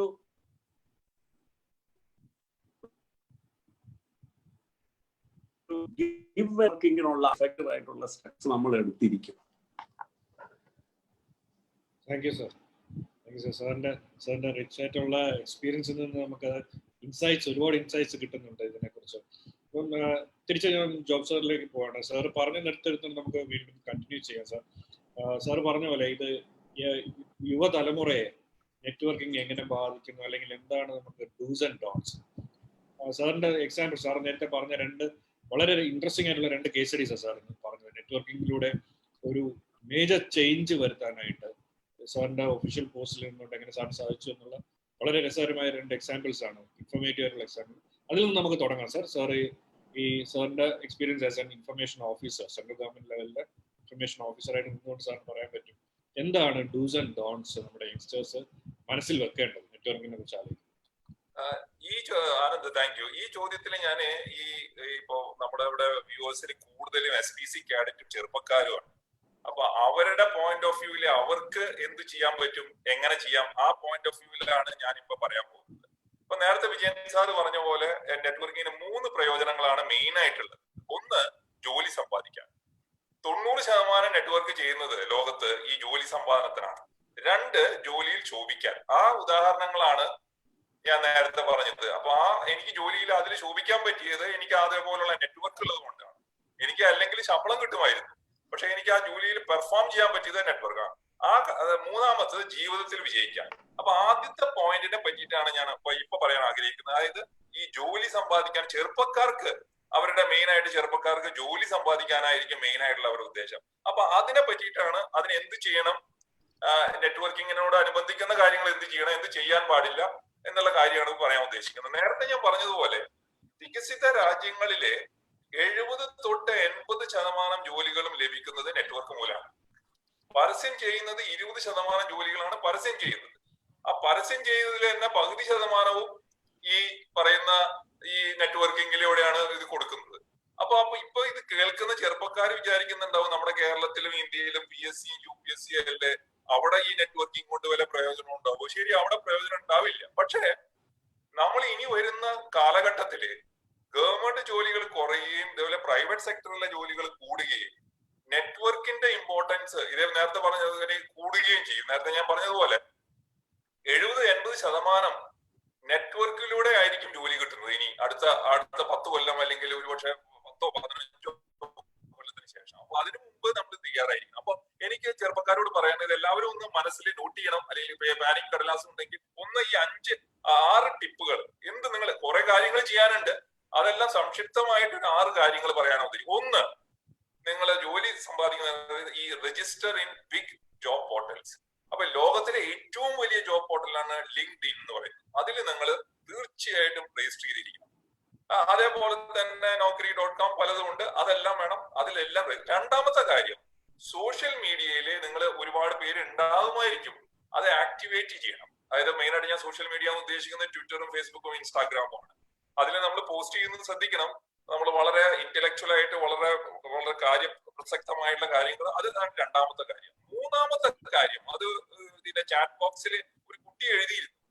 മൂന്നാമത്തെ കാര്യം കമ്മ്യൂണിക്കേഷൻ ആണ്. നമ്മുടെ യൂണിസെഫിൽ എപ്പോഴും പറയുന്ന ഒരു കാര്യമാണ്, അത് ജീവിതത്തിലെ ഏറ്റവും സക്സസ്ഫുൾ ആയത് ഡോക്ടർ ആയാലും എഞ്ചിനീയർ ആയാലും പോലീസ് ആയാലും ഏത് ജോലിയാണെങ്കിലും കമ്മ്യൂണിക്കേഷൻ, ആ സ്കില്ല് അതാണ് നമ്മുടെ ഇന്ത്യയിലെ ഏറ്റവും കുറവുള്ള സ്കില്ല്. നമ്മൾ ഒരുപാട് പറയും, ഒരുപാട് ബ്ലബ്ലബ്ലാന്ന് പറയുന്നല്ലാതെ നമ്മൾ വളരെ സ്പെസിഫിക് ആയിട്ട് എങ്ങനെ വളരെ ശക്തമായിട്ട് കാര്യങ്ങൾ പറയാനും എഴുതാനും നമുക്ക് പറ്റും.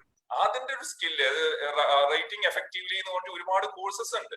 അത് നിങ്ങൾക്ക് ഈ ഇന്റർനെറ്റിൽ കൂടെ തന്നെ കിട്ടാവുന്നതാണ്. നമ്മൾ യൂണിസെഫിൽ എപ്പോഴും പറയുന്ന കാര്യം എലവേറ്റഡ് ടോക്ക് എന്ന് പറഞ്ഞാൽ ലിഫ്റ്റിൽ ഒരാളെ കണ്ടു കഴിഞ്ഞാൽ നമ്മൾ 2 മിനിറ്റ് കൊണ്ട് ഒരു കാര്യം എങ്ങനെ ശക്തമായിട്ട് പറയും, അതാണ് മൂന്നാമത്തെ കാര്യം.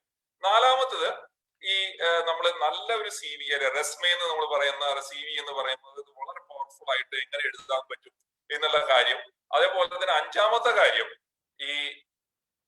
ഈ നമ്മുടെ ഈ സോഷ്യൽ നെറ്റ്വർക്കുകളിൽ, അത് നമ്മുടെ സാമൂഹ്യ നെറ്റ്വർക്ക് ആവാം, അല്ലെങ്കിൽ നമ്മുടെ ഗ്രാമത്തിലുള്ളതായിരിക്കാം, അല്ലെങ്കിൽ അങ്ങനെയുള്ള ഓൾറെഡി നിങ്ങൾ SPC നെറ്റ്വർക്കിൽ ഉള്ളത് തന്നെ വലിയൊരു നെറ്റ്വർക്കിൽ നിങ്ങൾ ജോയിൻ ചെയ്ത് കഴിഞ്ഞു.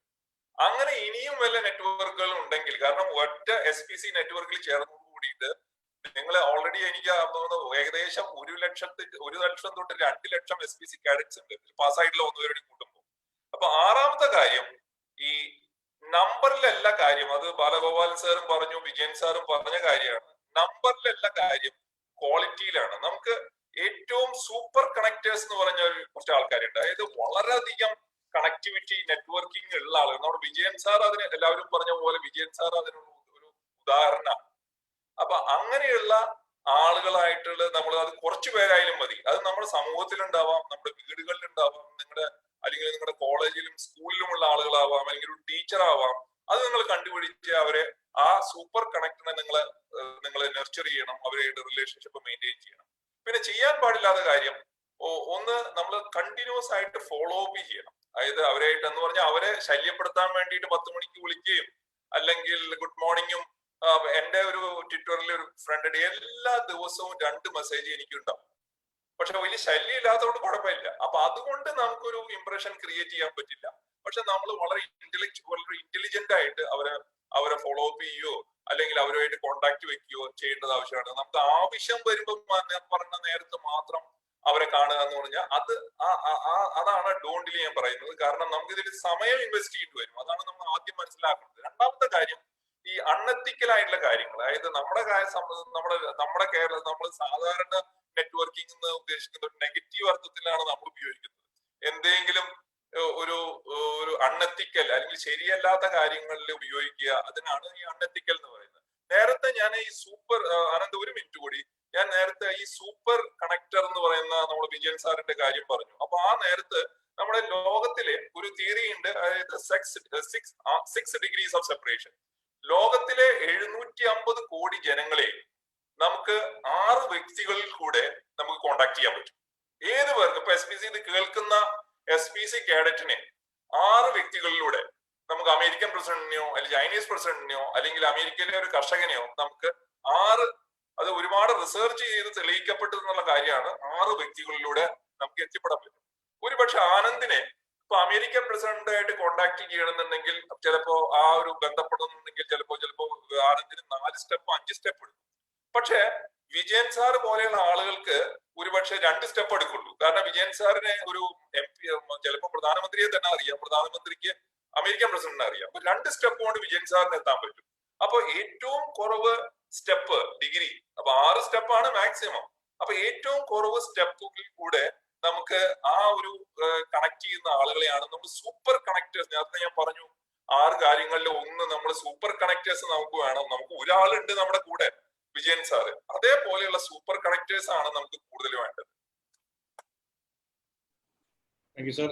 സാറ് പറയുന്നത് നമ്മുടെ ഇപ്പൊ നമ്മള് 5000-ത്തിലധികം ആൾക്കാർ ലോകത്തിന്റെ പല ഭാഗങ്ങളിൽ നിന്ന് ലൈവായിട്ട് ഇത് കാണുന്നുണ്ട്. SPC-ക്കാർ മാത്രമല്ല, ഒരുപാട് പേരുണ്ട്. അപ്പൊ സാറിന്റെ മെസ്സേജസ് എത്തുന്നത് ഒരു വൈഡ് ഓഡിയൻസിലേക്കും കൂടെ എത്തുന്നുണ്ട്. അപ്പൊ സാറിന്റെ അത് തന്നെ ഒരു വലിയ നെറ്റ്വർക്ക് ആണ്. കാരണം നമുക്ക് ഒറ്റയടിക്ക് അവർക്ക് അപ്രോച്ച് ചെയ്യാൻ പറ്റും. പക്ഷെ നമ്മളത് നർച്ചർ ചെയ്യുന്നതിലാണ് നമ്മുടെ സക്സസ് എടുക്കുന്നത്.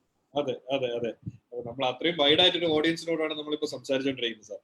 അപ്പം ഈ നെറ്റ്വർക്കിനെ കുറിച്ച് നമ്മൾ സംസാരിക്കുമ്പോഴും നമ്മളിപ്പോ ഓർക്കേണ്ട ഒരു കാര്യം, നമ്മളിപ്പോ കോവിഡിന്റെ ഒരു വല്ലാത്തൊരു റൈറ്റിംഗ് പീരീഡിലാണ് നമ്മൾ ഇപ്പോൾ കേരളവും ഇന്ത്യയും കടന്നു പോയിക്കൊണ്ടിരിക്കുന്നത്. അപ്പൊ നമുക്ക് proper use and reuse and disposal off mask, personal hygiene തുടങ്ങിയ കോവിഡ് പ്രോട്ടോകോളുകൾ വളരെ സ്ട്രിക്റ്റ് ആയിട്ട് പാലിച്ചുകൊണ്ട് തന്നെ നമുക്ക് നെറ്റ്വർക്കിങ്ങിനെ കുറിച്ചുള്ള സംസാരം തുടരാമെന്ന് തോന്നുന്നു. നമുക്ക് സേഫ് ആയിട്ടിരിക്കാം, learning to live with covid എന്ന അവസ്ഥയിലാണ് നമ്മളിപ്പോൾ കടന്നു പോയിക്കൊണ്ടിരിക്കുന്നത്. അപ്പോൾ അതിൽ നിന്നുകൊണ്ട് തന്നെ നമുക്ക് നെറ്റ്വർക്കിംഗിലേക്ക് പോകാം. ജോബ് സാറിലേക്ക് തിരിച്ചു വരികയാണ്. സാർ ഇപ്പോൾ പറഞ്ഞു നമ്മുടെ നെറ്റ്വർക്കിംഗിലെ സൂപ്പർ കണക്ടേഴ്സിനെയും networking how to advance your connections പറയുന്നുണ്ട്. ഇപ്പൊ തന്നെ നമ്മുടെ സോഷ്യൽ മീഡിയയിൽ പല രാജ്യങ്ങളും വളരെ കെയർഫുൾ ആയിട്ട് സോഷ്യൽ മീഡിയ വളരെ സീരിയസ് ആയിട്ട് തന്നെ അവർ എടുക്കുന്നുണ്ട്. ഇപ്പം UAE-ലൊക്കെ പണിഷ്മെന്റ് വരെ വന്നിട്ടുണ്ട്. ഈ responsible use of social media അവര് വളരെ സീരിയസ് ആയിട്ട് കാണുന്ന ഒരു ഇതാണ്. അപ്പം സോഷ്യൽ മീഡിയ എടുക്കുമ്പോൾ തന്നെ നമ്മൾ അതിനെക്കുറിച്ച് വളരെ റെസ്പോൺസിബിൾ ആയിട്ടിരിക്കണമെന്ന് ജോബ് സാർ പറയുന്നുണ്ട്. പക്ഷെ സാർ ഇതിനകത്ത് ഇപ്പം നമ്മുടെ ചോദ്യങ്ങൾ വരുമ്പോൾ പലരും പറയുന്ന ഒരു സാധനം, ഒരു കോൺഫിഡൻസ് ഇല്ലായ്മ വരുന്ന ലാംഗ്വേജ് ആണ്. ലാംഗ്വേജ് നമ്മൾ കമ്മ്യൂണിക്കേറ്റ് ചെയ്യാനായിട്ട് ഒരു ലാംഗ്വേജ് ആസ് എ മീഡിയം നമുക്ക് പലർക്കും, കുട്ടികൾക്കാണെങ്കിലും മുതിർന്നവർക്കാണെങ്കിലും ഇതിനകത്ത് നമുക്ക് വരുന്ന ചോദ്യങ്ങളിൽ വരുന്ന സാധനം ഒരു ഇഷ്യൂ അതാണ്.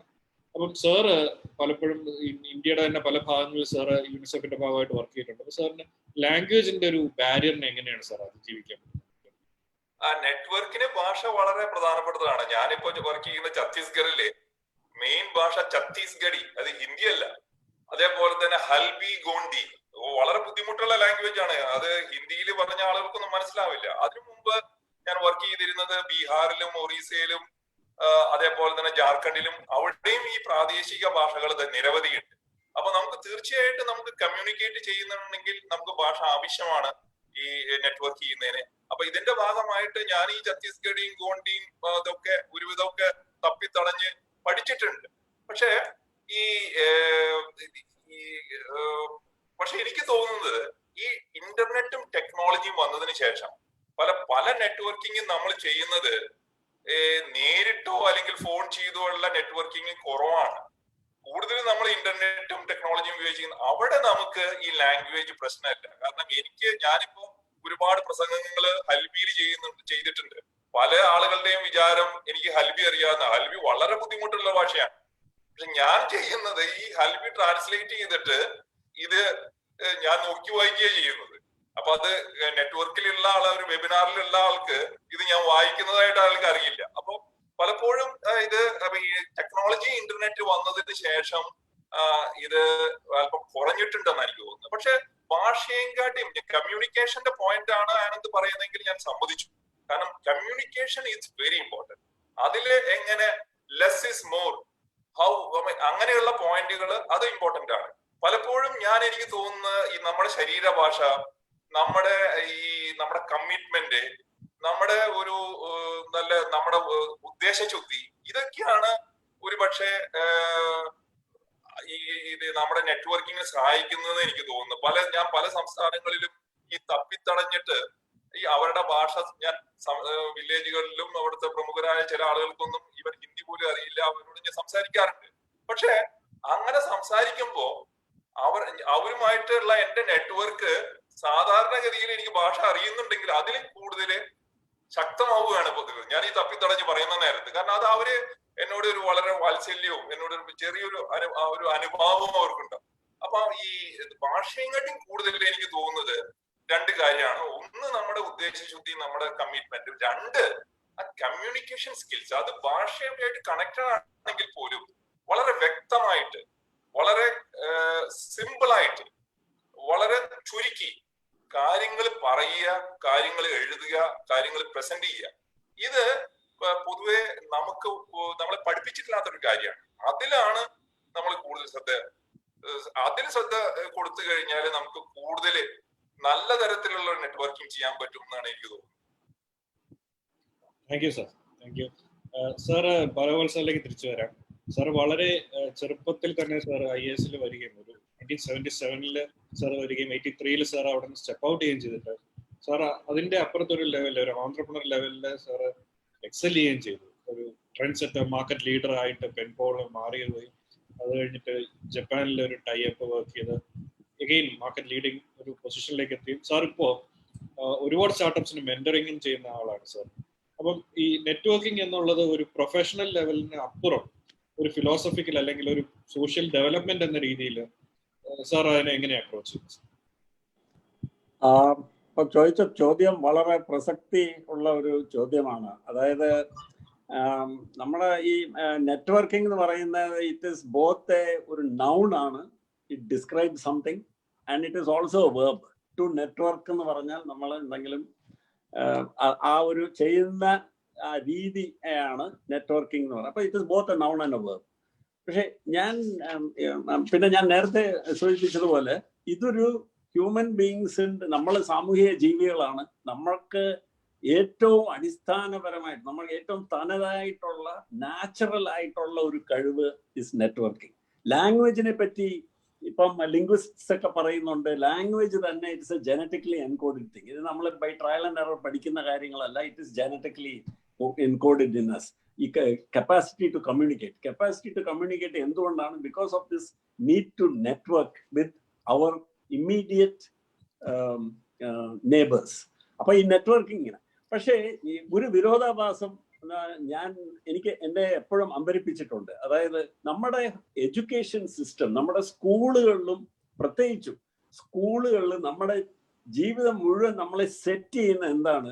That we are not taught how to cooperate. സഹകരിക്കാനോ സഹായിക്കാനോ ഈ സ്കിൽസ് ഒന്നും നമ്മളെ പഠിപ്പിക്കുന്നില്ല. എല്ലാം കോമ്പീറ്റ് ചെയ്യാനാണ് പഠിപ്പിക്കുന്നത്.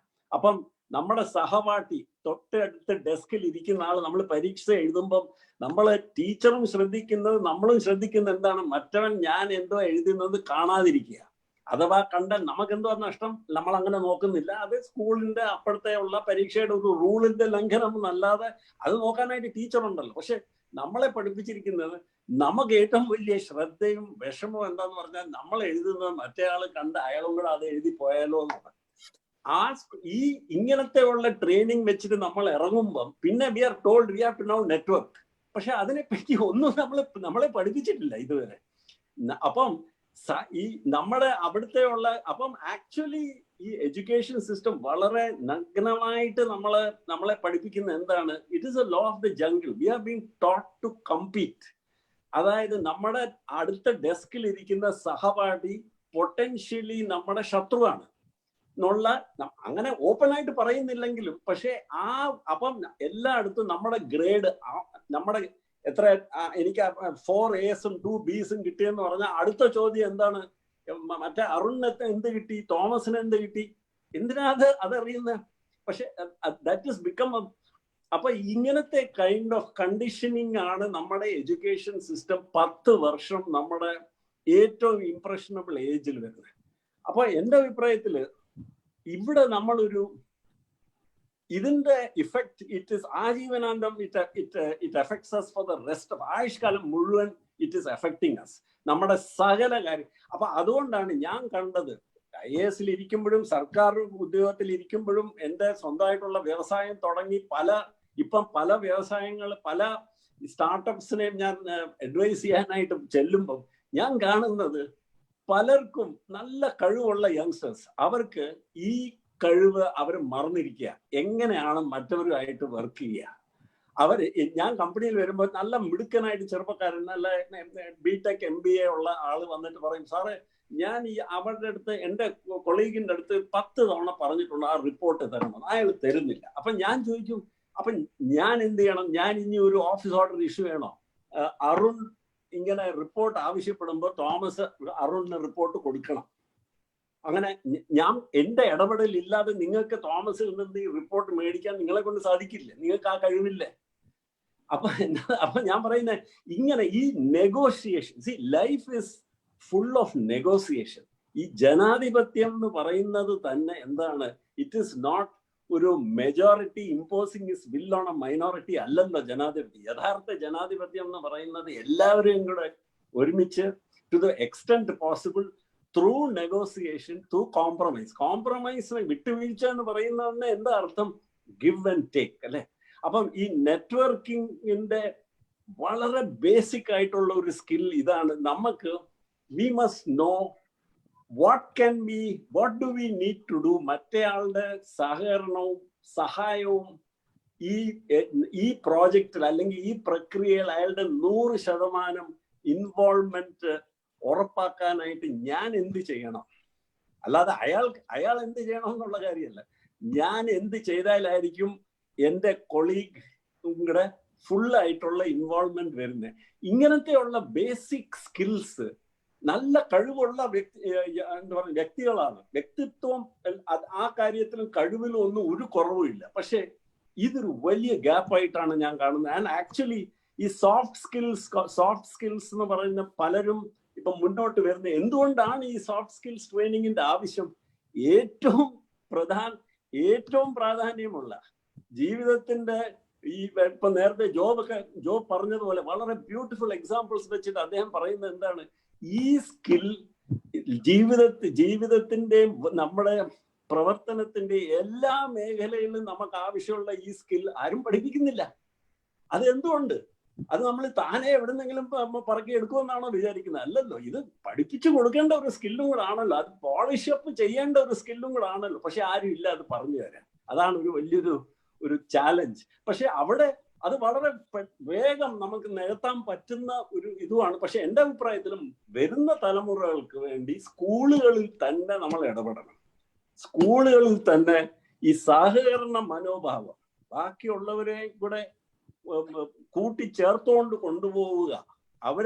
അവര് നമ്മുടെ ശത്രുക്കളല്ല, അവര് നമ്മുടെ കോമ്പറ്റീറ്റർ എന്ന് പറയുമ്പോൾ ഹെൽത്തി കോമ്പറ്റീഷൻ ഉണ്ടാവണം. ഇങ്ങനത്തെ ഉള്ള മെസ്സേജിങ് നമ്മുടെ കൊച്ചു ക്ലാസ്സുകളിൽ തൊട്ട് തന്നെ ഉണ്ടാവണം. Thank you sir. സാറ് പറഞ്ഞത് നെറ്റ്വർക്കിങ്ങിന്റെ വളരെ പ്രധാനപ്പെട്ട ഒരു ആസ്പെക്ട് ആണ് സാർ പറഞ്ഞത്. ഈ ഒരു സഹകരണം, ഒരു ഗിവ് ആൻഡ് ടേക്ക്. എനിക്കാണ് വിജയൻ സാർ തുടക്കത്തിൽ പറഞ്ഞതുപോലെ കണക്ട് ആൻഡ് റീകണക്റ്റിലൂടെ നമ്മൾ ഒരു ലെവൽ പ്ലേയിങ് ഫീൽഡ് ഉണ്ടാക്കി, ഉബുണ്ടുവിന്റെ തിയറി പോലെ you are there because I am here because you are there എന്ന് പറയുന്ന പോലെ രണ്ടുപേരും പരസ്പരമുള്ള ഒരു കൊടുക്കൽ വാങ്ങലിലൂടെ മുന്നോട്ട് പോകുന്ന നെറ്റ്വർക്കിംഗ് ആണ് ഏറ്റവും സസ്റ്റൈനബിൾ ആയിട്ടുള്ളതെന്ന് സാർ പറഞ്ഞു. വളരെ ഇമ്പോർട്ടന്റ് ആയിട്ടൊരു പോയിന്റ് ആണ് സാർ അതിനകത്ത് പറഞ്ഞത്. ഞാൻ അതിൽ നിന്ന് ജോബ് സാറിലേക്ക് വരികയാണ്. സാർ നേരത്തെ ഇന്റർനെറ്റിന്റെ യൂസിനെ കുറിച്ച് പറഞ്ഞു, നെറ്റ് വഴിയുള്ള കണക്ടിവിറ്റിയെ കുറിച്ച് പറഞ്ഞു. പക്ഷെ ഇപ്പോ നെറ്റിന്റെ ഒരു ആസ്പെക്ട് എന്ന് പറയുന്നത് ഒറ്റ സ്വൈപ്പിലൂടെ ലോകം മാറുന്ന സ്പീഡിലാണ് നെറ്റ്വർക്കിംഗ് ഇന്റർനെറ്റിൽ സംഭവിക്കുന്നത്. അപ്പം ഇപ്പം ബാലഗോപാൽ സാർ പറഞ്ഞ, വിജയൻ സാർ പറഞ്ഞ ആ ഒരു തിയറി, നമ്മുടെ അണ്ടർസ്റ്റാൻഡിങ്, ഒരു കമ്പാഷനേറ്റ് ആയിട്ട് അപ്പുറത്തിരിക്കുന്ന ആളെ കൂടെ മനസ്സിലാക്കിക്കൊണ്ട് നമ്മൾ മുന്നോട്ട് പോകുന്ന ക്ഷമ ഈ സ്വൈപ്പ് ജനറേഷൻ ഉണ്ടാകുമോ?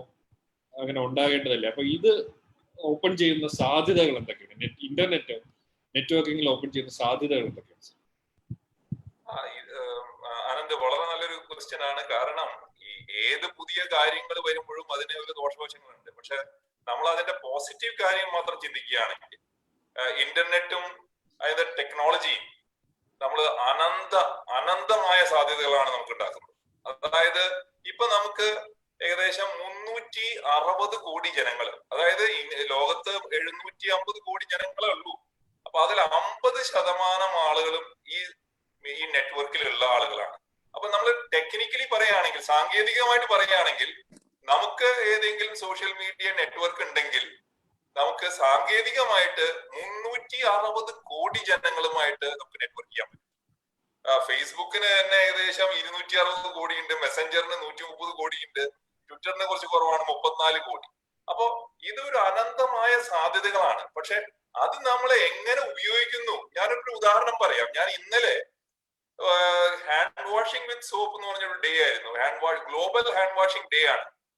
അതായത് ഭക്ഷണത്തിൽ കഴിക്കുന്നതിന് മുമ്പും കക്കൂസയിൽ പോയതിനു ശേഷവും സോപ്പ് കൊണ്ട് കൈ കഴുകണം എന്ന് പറഞ്ഞാൽ നിസ്സാരമായ കാര്യമാണ്. യൂണിസെഫ് കഴിഞ്ഞ 50 കൊല്ലമായിട്ട് പറയുന്നതാണ്. കോവിഡ് വന്നതുകൊണ്ട് ആ പ്രാക്ടീസിനെ കുറച്ചുകൂടി ഒരു മാന്യത, കുറച്ചുകൂടി ആളുകളെ ശ്രദ്ധിക്കാൻ തുടങ്ങി. പക്ഷെ ഞാൻ ഒരു ചെറിയൊരു വേർഡ് അതില് എന്റെ ഒരു ട്വിറ്ററില്, അത് എത്രയോ രാജ്യങ്ങളിലെ എത്രയോ ആളുകളാണ് അത് കോട്ട് ചെയ്തത്. വേർഡ് ഇതായിരുന്നു. അത് ഇങ്ങനെ ഞാനൊരു visual എഴുതായിരുന്നു. 1 soap and 1 liter of water can change the world. നമ്മുടെ മലാലയുടെ അതേ വാക്ക് ഉപയോഗിച്ചിട്ട് കണ്ട് ഞാൻ ചെയ്തതാണ്. പക്ഷെ എന്നെ ഒന്നും അവരെ അറിയില്ല.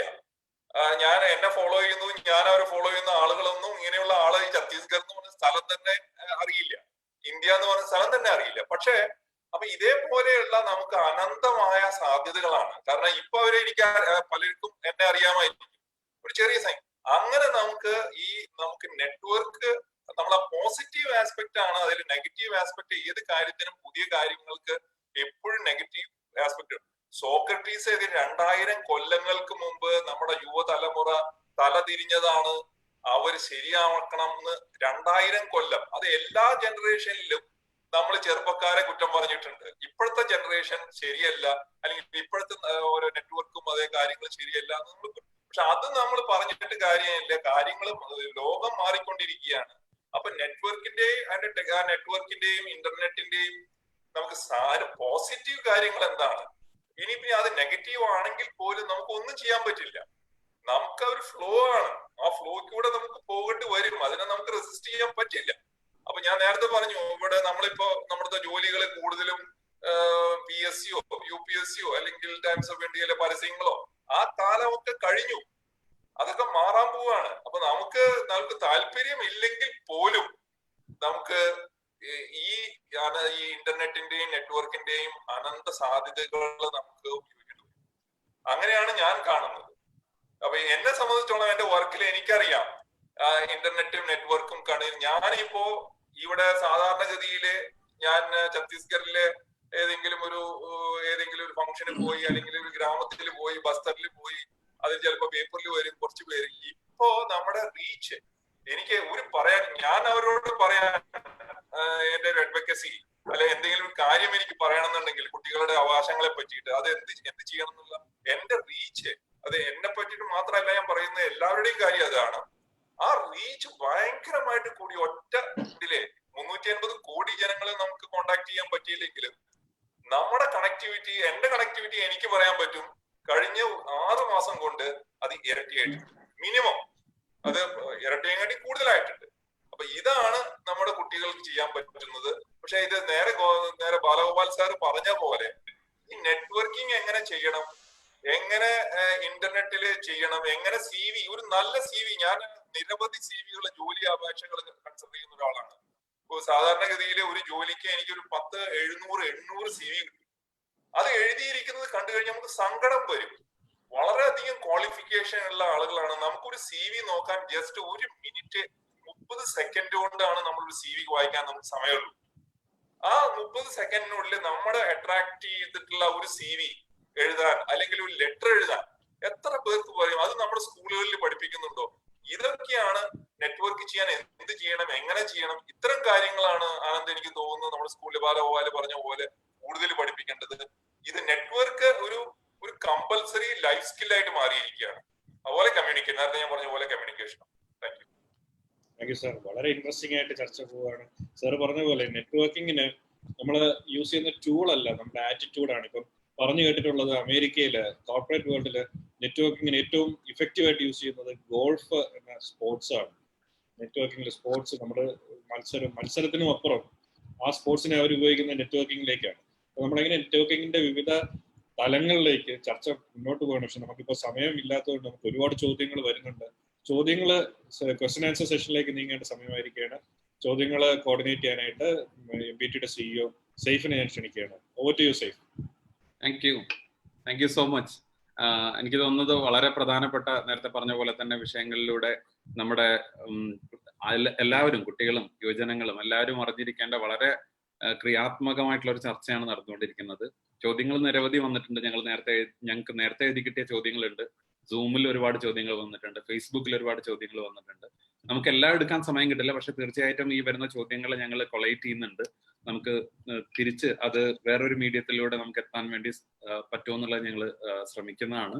തീർച്ചയായിട്ടും നേരത്തെ പറഞ്ഞ പോലെ ഇത് തന്നെ വലിയൊരു നെറ്റ്വർക്കിന്റെ വലിയൊരു ഉദാഹരണമാണ്. കാരണം നമ്മൾ ബിൽഡ് ചെയ്ത് കൊണ്ടുവന്ന ഒരു നെറ്റ്വർക്ക് എല്ലാ ആഴ്ചയും ഏകദേശം 3 ലക്ഷത്തോളം ആളുകളിലേക്ക്, മലയാളം സംസാരിക്കുന്ന ആളുകളുള്ള ലോകത്തിന്റെ വിവിധ കോണുകളിലേക്ക് ഈ പരിപാടി എത്തി എന്നുള്ളത് തന്നെ എനിക്ക് തോന്നുന്നു നെറ്റ്വർക്കിന്റെ വലിയൊരു ഉദാഹരണമാണ്.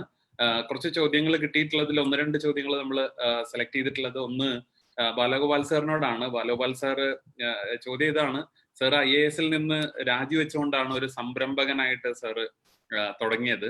അപ്പൊ ഈ ഒരു ധൈര്യം എങ്ങനെ വന്നു? അന്ന് നെറ്റ്വർക്കിംഗ് ആണോ യഥാർത്ഥത്തിൽ ഒരു ധൈര്യം എടുക്കാൻ സാറിനെ സഹായിച്ചത്? കാരണം അതൊരു വലിയ ഒരു ഡയറിംഗ് ഒരു ഡിസിഷൻ ആണല്ലോ സാർ. അതൊരു എനിവേ, ഞാൻ ഈ ഇന്നത്തെ വിഷയമായിട്ട് എങ്ങനെങ്കിലും ഞാൻ പറയാൻ പോകുന്ന മറുപടി ഇന്നത്തെ വിഷയമായിട്ടൊന്ന് ബന്ധിപ്പിക്കാൻ ശ്രമിക്കാം. അപ്പൊ എനിക്കന്ന് 30 വയസ്സായിരുന്നു. ഞാൻ സർവീസിൽ 6 വർഷം തികഞ്ഞപ്പോഴാണ് എനിക്ക് ഒരു ആത്മപരിശോധന പോലെ എനിക്ക് ഈ ജോലി തന്നെയാണോ ഇനിയും ഇതിൽ തന്നെ തുടരണോ വേണ്ടയോ എന്നുള്ള ഒരു വഴിത്തിരിവിൽ പോലെ എത്തി. എനിക്ക് 30ാമത്തെ വയസ്സിൽ ഞാൻ വിചാരിച്ചു ഇനി ഇത് കഴിഞ്ഞിട്ട് ഞാൻ ഇതിലോട്ട് എനിക്ക് വലിയ സന്തോഷമായിരുന്നു. ഈ സർവീസിലും വളരെ സംതൃപ്തി എല്ലാം കിട്ടി എന്റെ ജോലിയിൽ നിന്ന്. ഞാൻ ഇപ്പൊ ഇതുവരെ എഴുതിയ 3 ബുക്കുകൾ എന്റെ ഈ 6 വർഷത്തെ ചുരുങ്ങിയ കാലയളവിനെ പറ്റിയുള്ള സർവീസിനെ പറ്റി ആണല്ലോ. അപ്പൊ അതിന്റെ അർത്ഥം I really enjoyed my work. പക്ഷെ എന്നാലും ഞാൻ വിചാരിച്ചു ഞാൻ ഈ സർവീസിലേക്ക് കടക്കുന്നത് അന്ന് എനിക്ക് എൻ്റെ ഒരു സ്വപ്നം ആയിരുന്നു അതെന്നൊന്നും അതുകൊണ്ടല്ലായിരുന്നു. എൻ്റെ അച്ഛനും അമ്മയ്ക്കും ഞാൻ വലിയൊരു ആഗ്രഹമായിരുന്നു ഞാൻ ഇത് എഴുതണം എന്നുള്ളത്. അതുകൊണ്ട് ഞാൻ അവരെ പ്ലീസ് ചെയ്യാനായിട്ട് ഞാൻ എഴുതി. ഭാഗ്യം കൊണ്ട് എനിക്ക് സെലക്ഷൻ കിട്ടി അങ്ങനെ. പക്ഷെ ഞാൻ വിചാരിച്ചു 30ാമത്തെ വയസ്സെത്തിയപ്പോൾ ഞാൻ വിചാരിച്ചു അതിൽ 1-2 പ്രശ്നങ്ങളുണ്ടായിരുന്നു. എനിക്ക് 6 വർഷം കൊണ്ട് 7 ട്രാൻസ്ഫർ ഉണ്ടായി. പക്ഷെ അതുകൊണ്ടൊന്നും വിഷമമൊന്നും ഉണ്ടായില്ല. ഞാൻ ആ ബുക്കുകളിൽ ഞാൻ എഴുതിയിട്ടുള്ള അനുഭവങ്ങൾ ഒന്നും ഒരു നെഗറ്റീവായിട്ട് പോലും ഞാൻ എൻ്റെ സർവീസിനെ ഞാൻ ഇതുവരെ കണ്ടിട്ടില്ല. ഞാൻ അത് വിചാരിച്ചു അത് സർവീസിന്റെ ഭാഗം തന്നെയാണ്. ഇങ്ങനെ ഫ്രീക്വന്റ് ആയിട്ട് ട്രാൻസ്ഫേഴ്സ് ഒക്കെ കിട്ടുന്നതൊക്കെ ദാറ്റ് ഈസ് ഓൾ റൈറ്റ്. പക്ഷേ ആ സമയത്ത് ഞാൻ ഇങ്ങനെ എനിക്കൊരു സംശയം മാത്രം, എനിക്കൊരു വ്യക്തത ഇല്ലായിരുന്നു ഞാൻ എന്ത് ചെയ്യണമെന്ന്. ഞാൻ എൻ്റെ ലൈഫിൽ അതുവരെ ഒരു ക്ലാരിറ്റി ഇല്ലാത്ത ഒരു വ്യക്തിയായിരുന്നു ഞാൻ. Because I was just like all of you, ഒരു ആവറേജ് അബവ് ആവറേജ് സ്റ്റുഡൻറ്. അതുകൊണ്ട് നമ്മളെല്ലാവർക്കും എന്ത് വേണമെങ്കിലും ടീച്ചർമാരുടെ റിപ്പോർട്ട് കാർഡിൽ എഴുതും ഇയാൾ എന്ത് ചെയ്താലും അതിൽ ഹി വിൽ ഡു വെൽ എന്നുള്ള. അത് വലിയ ഹെൽപ്ഫുൾ അഡ്വൈസ് ഒന്നും അല്ലായിരുന്നു. Because I didn't know what to do. അപ്പോഴാണ് ഞാൻ യാദൃച്ഛികമായിട്ട് ശ്രീചിത്ര തിരുനാൾ ഇൻസ്റ്റിറ്റ്യൂട്ട് തിരുവനന്തപുരത്ത് എൻ്റെ ഒരു സുഹൃത്ത് പറഞ്ഞ് ഞാൻ അവിടെ കയറി ചെന്ന് അവിടുത്തെ ചീഫ് സയന്റിസ്റ്റ് പ്രൊഫസർ AV രമണിയായിട്ട് കണ്ടുമുട്ടുന്നത്. എനിക്ക് അദ്ദേഹത്തിനെ നേരത്തെ പരിചയമില്ലായിരുന്നു.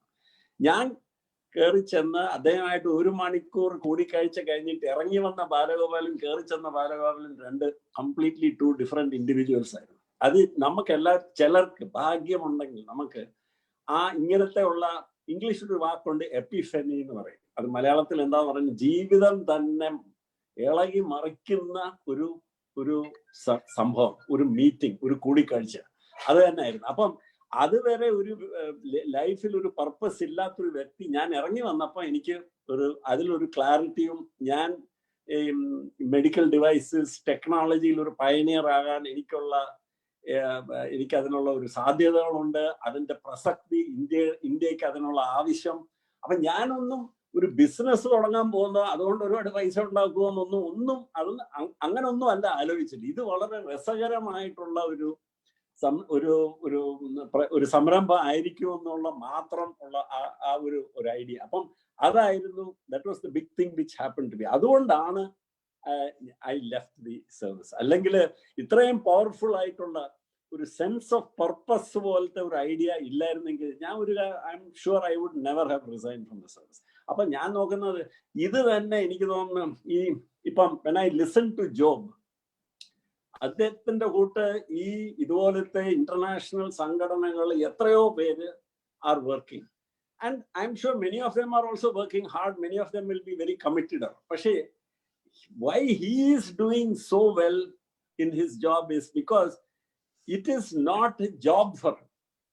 അതെ, എനിക്ക് തോന്നുന്നു നമ്മളെ ജോബ് സെക്രട്ടറിയുടെ അദ്ദേഹത്തിന്റെ ജോലിയെ പറ്റി സംസാരിക്കുന്ന നമ്മൾ കേട്ടാൽ we realize that is him. It is not his job, it is who I am എന്ന് പറയത്തില്ലേ, അതാണ്. അപ്പൊ എനിക്ക് തോന്നുന്നു ഈ ഒത്തന്റിസിറ്റി ആണ് നമ്മൾ ഹ്യൂമൻ ബീങ്സ് ആയിട്ട് എല്ലാം എപ്പോഴും നമ്മൾ ശ്രമിക്കുന്നത്. അപ്പൊ നമ്മൾ ഈ നെറ്റ്വർക്കിംഗിലേക്ക് ഞാൻ കണക്ട് ചെയ്യാൻ നോക്കുകയാണ്. ഞാൻ നോക്കുന്നത് നമ്മൾ ചെയ്യുന്ന whatever we do there must be authenticity. ഒരു കാര്യം കൂടെ എനിക്ക് ഇപ്പോൾ ഇതിനോട് ചേർത്തൊന്ന് പറയാനുള്ളത്, because I don't know whether the questions will allow me to answer. ഒരു കാര്യത്തിൽ എനിക്ക് ചെറിയ അഭിപ്രായ വ്യത്യാസമുണ്ട് with Job about scale and ഈ നെറ്റ്വർക്കിന്റെ reach. I think with this pandemic, for instance, the business sector, one thing which is going to happen is ഈ വലിയ ഇന്റഗ്രേറ്റഡ് ഓർഗനൈസേഷൻസ് കാലം കഴിഞ്ഞു എന്നാണ് എൻ്റെ അഭിപ്രായം. I think they're going to be like the dinosaurs.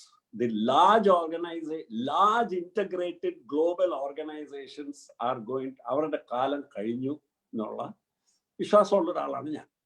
And what we are going to see from now is the development of hyper-local networks. അപ്പൊ hyper local networks എന്ന് പറയുന്നത് നമ്മളിപ്പോൾ ഇതുവരെ എന്തെങ്കിലും ഒരു കമ്പനി ഒരു സ്റ്റാർട്ടപ്പ് തുടങ്ങിയാൽ ഉടനെ നമ്മളെ സ്വപ്നം കാണുക ഇതൊരു യൂണിക്കോൺ ആവണം, സം 100 million സബ്സ്ക്രൈബേഴ്സ് വരണം എന്നൊക്കെ. എന്നാ മാത്രം അപ്പം the whole thinking was like that. അതെല്ലാം ഇനി will change. Now what we will come round to is hyper local networks. ഒരു ജില്ലാ തലത്തിൽ തന്നെ ലാഭകരമായിട്ട് supply chains will start developing. അതിപ്പോ തന്നെ ഞാൻ കണ്ടുകൊണ്ടിരിക്കുകയാണ്. ഞാൻ actually I'm working with many groups. വയനാട്ടിലും തിരുവനന്തപുരത്തും നീലഗിരിയിലും, നീലഗിരി ഡിസ്ട്രിക്ട് പ്രത്യേകിച്ച് വയനാട്ടിലും നോർത്ത് മലബാർ ഏരിയാസിലൊക്കെ I'm working with. And അവിടെയൊക്കെ ഈ ഇതുവരെ ക്ഷയിച്ച് കിടന്നിരുന്ന കയർ വ്യവസായം വീണ്ടും ഇറ്റ് ഈസ് പുനർജന്മം നടക്കുകയാണ്. അതും it is not coming from big industry ഒക്കെ. അത് ലോക്കൽ ഇനിഷ്യേറ്റീവ് കൊണ്ട് ആ ഹസ്ക് എടുത്ത് ഡീഹസ്ക് ചെയ്ത് പിന്നെ ഡീഫൈബർ. അപ്പൊ എന്റെ അഭിപ്രായത്തില് ആ നെറ്റ്വർക്ക്സ്, ലോക്കൽ നെറ്റ്വർക്ക്സിന്റെ പുനർജന്മം ആണ് നമ്മൾ കാണാൻ പോകുന്നത് പോസ്റ്റ് പാൻഡമിക്. അപ്പം നെറ്റ്വർക്കിംഗിൽ തന്നെ വലിയൊരു വ്യത്യാസം വരും. The networks will become more local, more focused on local problems. And അതൊരു വളരെ നല്ല ഡെവലപ്മെന്റ് ആണ്. പണ്ട് ഷൂമാക്കർ പറഞ്ഞ പോലെ സ്മോൾ ഈസ് ബ്യൂട്ടിഫുൾ എന്ന് ആ വളരെ ഇമ്പോർട്ടന്റ് ഒരു ഗ്രന്ഥം എഴുതിയ ആ ഫിലോസഫർ ഷൂമാക്കർ, എനിക്ക് തോന്നുന്നു ഈ നെറ്റ്വർക്കിംഗ് ഫിലോസഫി തന്നെ മാറും. It will move away from scale in the opposite direction towards local networks. Thank you so much sir. എനിക്ക് തോന്നുന്നത് ഈ കണ്ടുകൊണ്ടിരിക്കുന്ന നേരത്തെ പറഞ്ഞ പോലെ ഒരുപാട് കുട്ടികളും യുവജനങ്ങളും ഒക്കെയാണ്. ഒരുപക്ഷെ ഇത് വളരെ തോട്ട് പ്രൊവോക്കിംഗ് ആണ്. കാരണം ഈ ഹൈപ്പർ ലോക്കൽ നെറ്റ്വർക്കിംഗ് എന്ന് പറയുന്ന സാധനത്തിന്റെ അതിലുള്ള ഓപ്പർച്യൂണിറ്റീസ് ഒരുപക്ഷെ എക്സ്പ്ലോർ ചെയ്യാൻ ഇതൊരു ഫുഡ് ഫോർ തോട്ട് ആയിരിക്കും ഞാൻ വിചാരിക്കുന്നു. And on a lighter note എനിക്ക് തോന്നുന്നു ഇത്രയും ട്രാൻസ്ഫറുകൾ ഒരുപക്ഷെ അത്രയും നെറ്റ്വർക്കുകൾ ഡെവലപ്പ് ചെയ്യാൻ ഒരുപക്ഷെ സാറിനെ സഹായിച്ചിട്ടുണ്ടാവും. നമുക്ക് ഒന്ന് ജോബ് സാർ അടുത്തേക്ക് പോവാം. ജോബ് സാർ, നമ്മുടെ ഇതിൽ കുറെ ക്വസ്റ്റ്യൻസ് ഉണ്ട്. അതിൽ ഒരു പ്രധാനപ്പെട്ട ഒരു ചോദ്യം നമ്മുടെ സ്മിത എൽസ ORCയിലെ ഇവിടുത്തെ സൈക്കോളജിസ്റ്റ് ആണ് ട്രിവാൻഡ്രത്തെ. അവർ ചോദിച്ചിട്ടുള്ളത് ഈ നെറ്റ്വർക്കിംഗുമായി ബന്ധപ്പെട്ടുള്ള ജെൻഡർ ചാലഞ്ചസ് ഒന്ന് പറയാമോ എന്നുള്ളത്. ഒന്നുകൂടി സ്പെസിഫിക് ആയിട്ട് ഞാൻ വിചാരിക്കുന്നത്, അതായത് ആൺകുട്ടികളും പെൺകുട്ടികളും ഒക്കെ ഉള്ള അവര് തമ്മിലോ അല്ലെങ്കിൽ ഇപ്പൊ ട്രാൻസ്ജെൻഡേഴ്സ് ഇങ്ങനെയൊക്കെ വരുന്ന വിഭാഗങ്ങൾക്ക് നെറ്റ്വർക്കിങ്ങിന് എന്തെങ്കിലും തുല്യമായിട്ടുള്ള സാധ്യതകളാണോ, അതിലെന്തെങ്കിലും അവരുടെ ജെൻഡർ അനുസരിച്ച് എന്തെങ്കിലും ചാലഞ്ചസ് ഉണ്ടോ എന്നുള്ള ചോദ്യമാണ് വന്നിട്ടുള്ളത്. അത് സേഫ്, എനിക്ക് അത് ഒരു വലിയൊരു ജെൻഡർ ഒരു ഇഷ്യൂ ആണെന്ന് എനിക്ക് തോന്നിയിട്ടില്ല ഈ നെറ്റ്വർക്കിങ്ങില്. പിന്നെ സ്വാഭാവികമായിട്ടും ഈ നമ്മള് നെറ്റ്വർക്ക് ചെയ്യുന്ന നേരത്ത് സ്ത്രീകളുമായിട്ടുള്ള കൂടുതൽ നെറ്റ്വർക്ക് ചെയ്യാനുള്ള ചില ആളുകൾക്ക് താല്പര്യം. പക്ഷെ ലോങ് ടേമിൽ ഇതേപോലെ നമ്മൾ പറയുന്ന സീരിയസ് നെറ്റ്വർക്കിംഗ്, നമ്മൾ പറയുന്ന ചാറ്റിംഗ്, അതല്ല ലെവലിലല്ല ഞാൻ ഉദ്ദേശിക്കുന്നത്. നമ്മളൊരു സീരിയസ് ലെവലിലുള്ള നെറ്റ്വർക്കിംഗിൽ ഒരു ജെൻഡർ എലമെന്റ് ഉണ്ടോ എന്ന് എനിക്ക് തോന്നുന്നില്ല. ഒരു ജെൻഡർ ഡിസ്ക്രിമിനേഷൻ ഉണ്ടാവാം, പക്ഷെ ഒരു ജെൻഡർ എലമെന്റ് ആ നെറ്റ്വർക്കിംഗിൽ ഉണ്ടോ എന്ന് എനിക്ക് അറിഞ്ഞുകൂടാ. അതിനെ പറ്റിയിട്ട് എന്തെങ്കിലും കൂടുതൽ വായിക്കേണ്ടി വരും എനിക്ക്. തീർച്ചയായിട്ടും അതെനിക്ക് തോന്നുന്നു നമുക്ക് എക്സ്പ്ലോർ ചെയ്യാവുന്ന ഒരു ഏരിയ ആണെന്ന് തോന്നുന്നു സാർ. അതെ അതെ. 8:20 നമുക്കൊരു 2 ചോദ്യങ്ങളും കൂടി എടുത്തിട്ട് അവസാനിപ്പിക്കാം. ആ 2 ചോദ്യങ്ങൾ എന്റെ ടീംമേറ്റ് നിരഞ്ജനെ ആയിരിക്കും എടുക്കുന്നുണ്ടാവുക. അപ്പം തീർച്ചയായിട്ടും നേരത്തെ ആനന്ദ് സൂചിപ്പിച്ചു, നമ്മൾ കൊറോണയുടെ വലിയൊരു പീക്ക് പീരീഡിലൂടെയാണ് നീങ്ങിക്കൊണ്ടിരിക്കുന്നത്. ഇത്രയും ആളുകൾ ഇത് കേട്ടുകൊണ്ടിരിക്കുന്ന സമയത്ത് നമ്മൾ അതുകൂടി ഒന്ന് ശ്രദ്ധിക്കണം. Be safe. അതുപോലെ തന്നെ നമ്മുടെ മാസ്കിന്റെ കാര്യം ശ്രദ്ധിക്കണം. അതുപോലെ തന്നെ ഹാൻഡ് വാഷിംഗ്, നമ്മളെ ഹാൻഡ് വാഷിങ്ങിന്റെ കാര്യം ജോബ് സാറും പറഞ്ഞു. അപ്പോൾ ഹാൻഡ് വാഷിംഗ് കൃത്യമായിട്ട് ശ്രദ്ധിക്കുക. അതുപോലെ തന്നെ ഫിസിക്കൽ ഡിസ്റ്റൻസിങ് കൃത്യമായിട്ട് ശ്രദ്ധിക്കണം എന്നുള്ളൊരു മെസ്സേജ് കൂടി ഈ പാസ് ചെയ്യാൻ ഈ പ്ലാറ്റ്ഫോം ഞങ്ങളൊന്ന് ഉപയോഗിക്കുകയാണ്. അടുത്ത 2 ചോദ്യങ്ങൾ എടുക്കുന്നതിന് വേണ്ടിയിട്ട് ഞങ്ങളുടെ teammate Niranjana. Thank you sir. Good evening Balagopal sir, job sir. എന്റെ ആദ്യത്തെ ചോദ്യം ബാലഗോപാൽ സാറിനോടാണ്. സാറും ആനന്ദ് സാറും നേരത്തെ പറഞ്ഞ പോലെ തന്നെ സൂമിലും ഫേസ്ബുക്കിലായി കുറെ ചോദ്യങ്ങൾ വരുന്നുണ്ട്.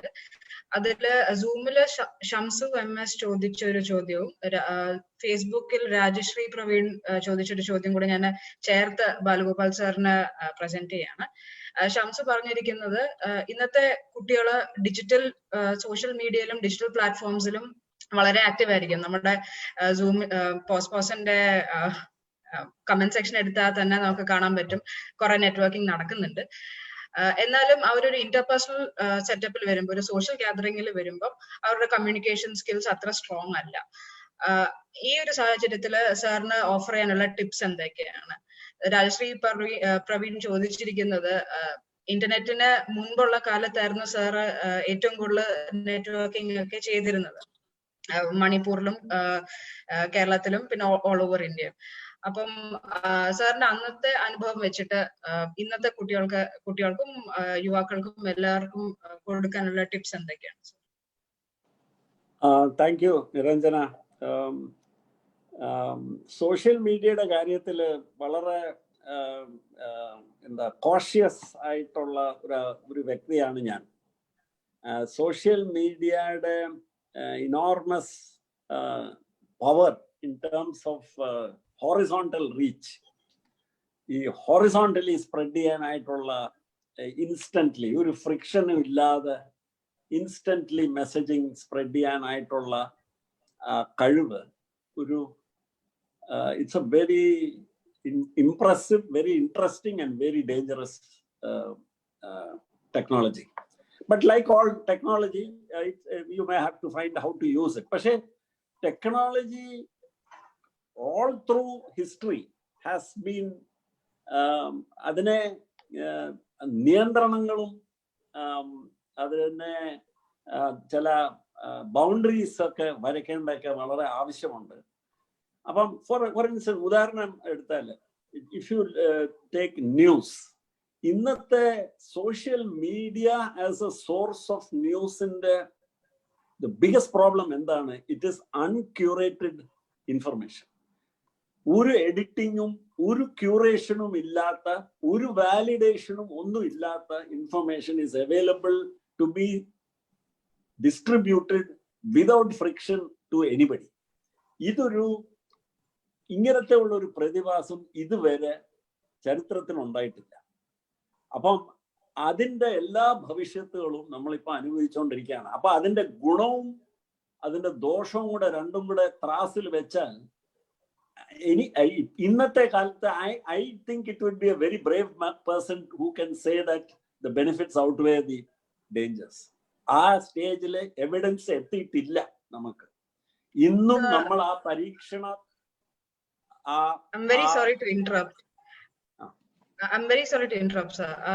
എനിക്ക് തോന്നുന്നു ഷംസ് ഉദ്ദേശിച്ചത് നമ്മുടെ ഇന്നത്തെ കുട്ടികൾ ഇത്രയും സമയം സോഷ്യൽ മീഡിയയിൽ സാറ് പറഞ്ഞ പോലെ പ്രൊഡക്റ്റീവും അൺപ്രൊഡക്റ്റീവും ആയ കാര്യങ്ങളിൽ ഏർപ്പെടുമ്പോഴും അവർക്കൊരു സോഷ്യൽ സ്കിൽസ് അവരിൽ അത്ര അണ്ടർ ഡെവലപ്ഡ് ആയി വരുന്നു എന്നുള്ളൊരു അഭിപ്രായമാണെന്ന് തോന്നുന്നു ഷംസിനുള്ളത്.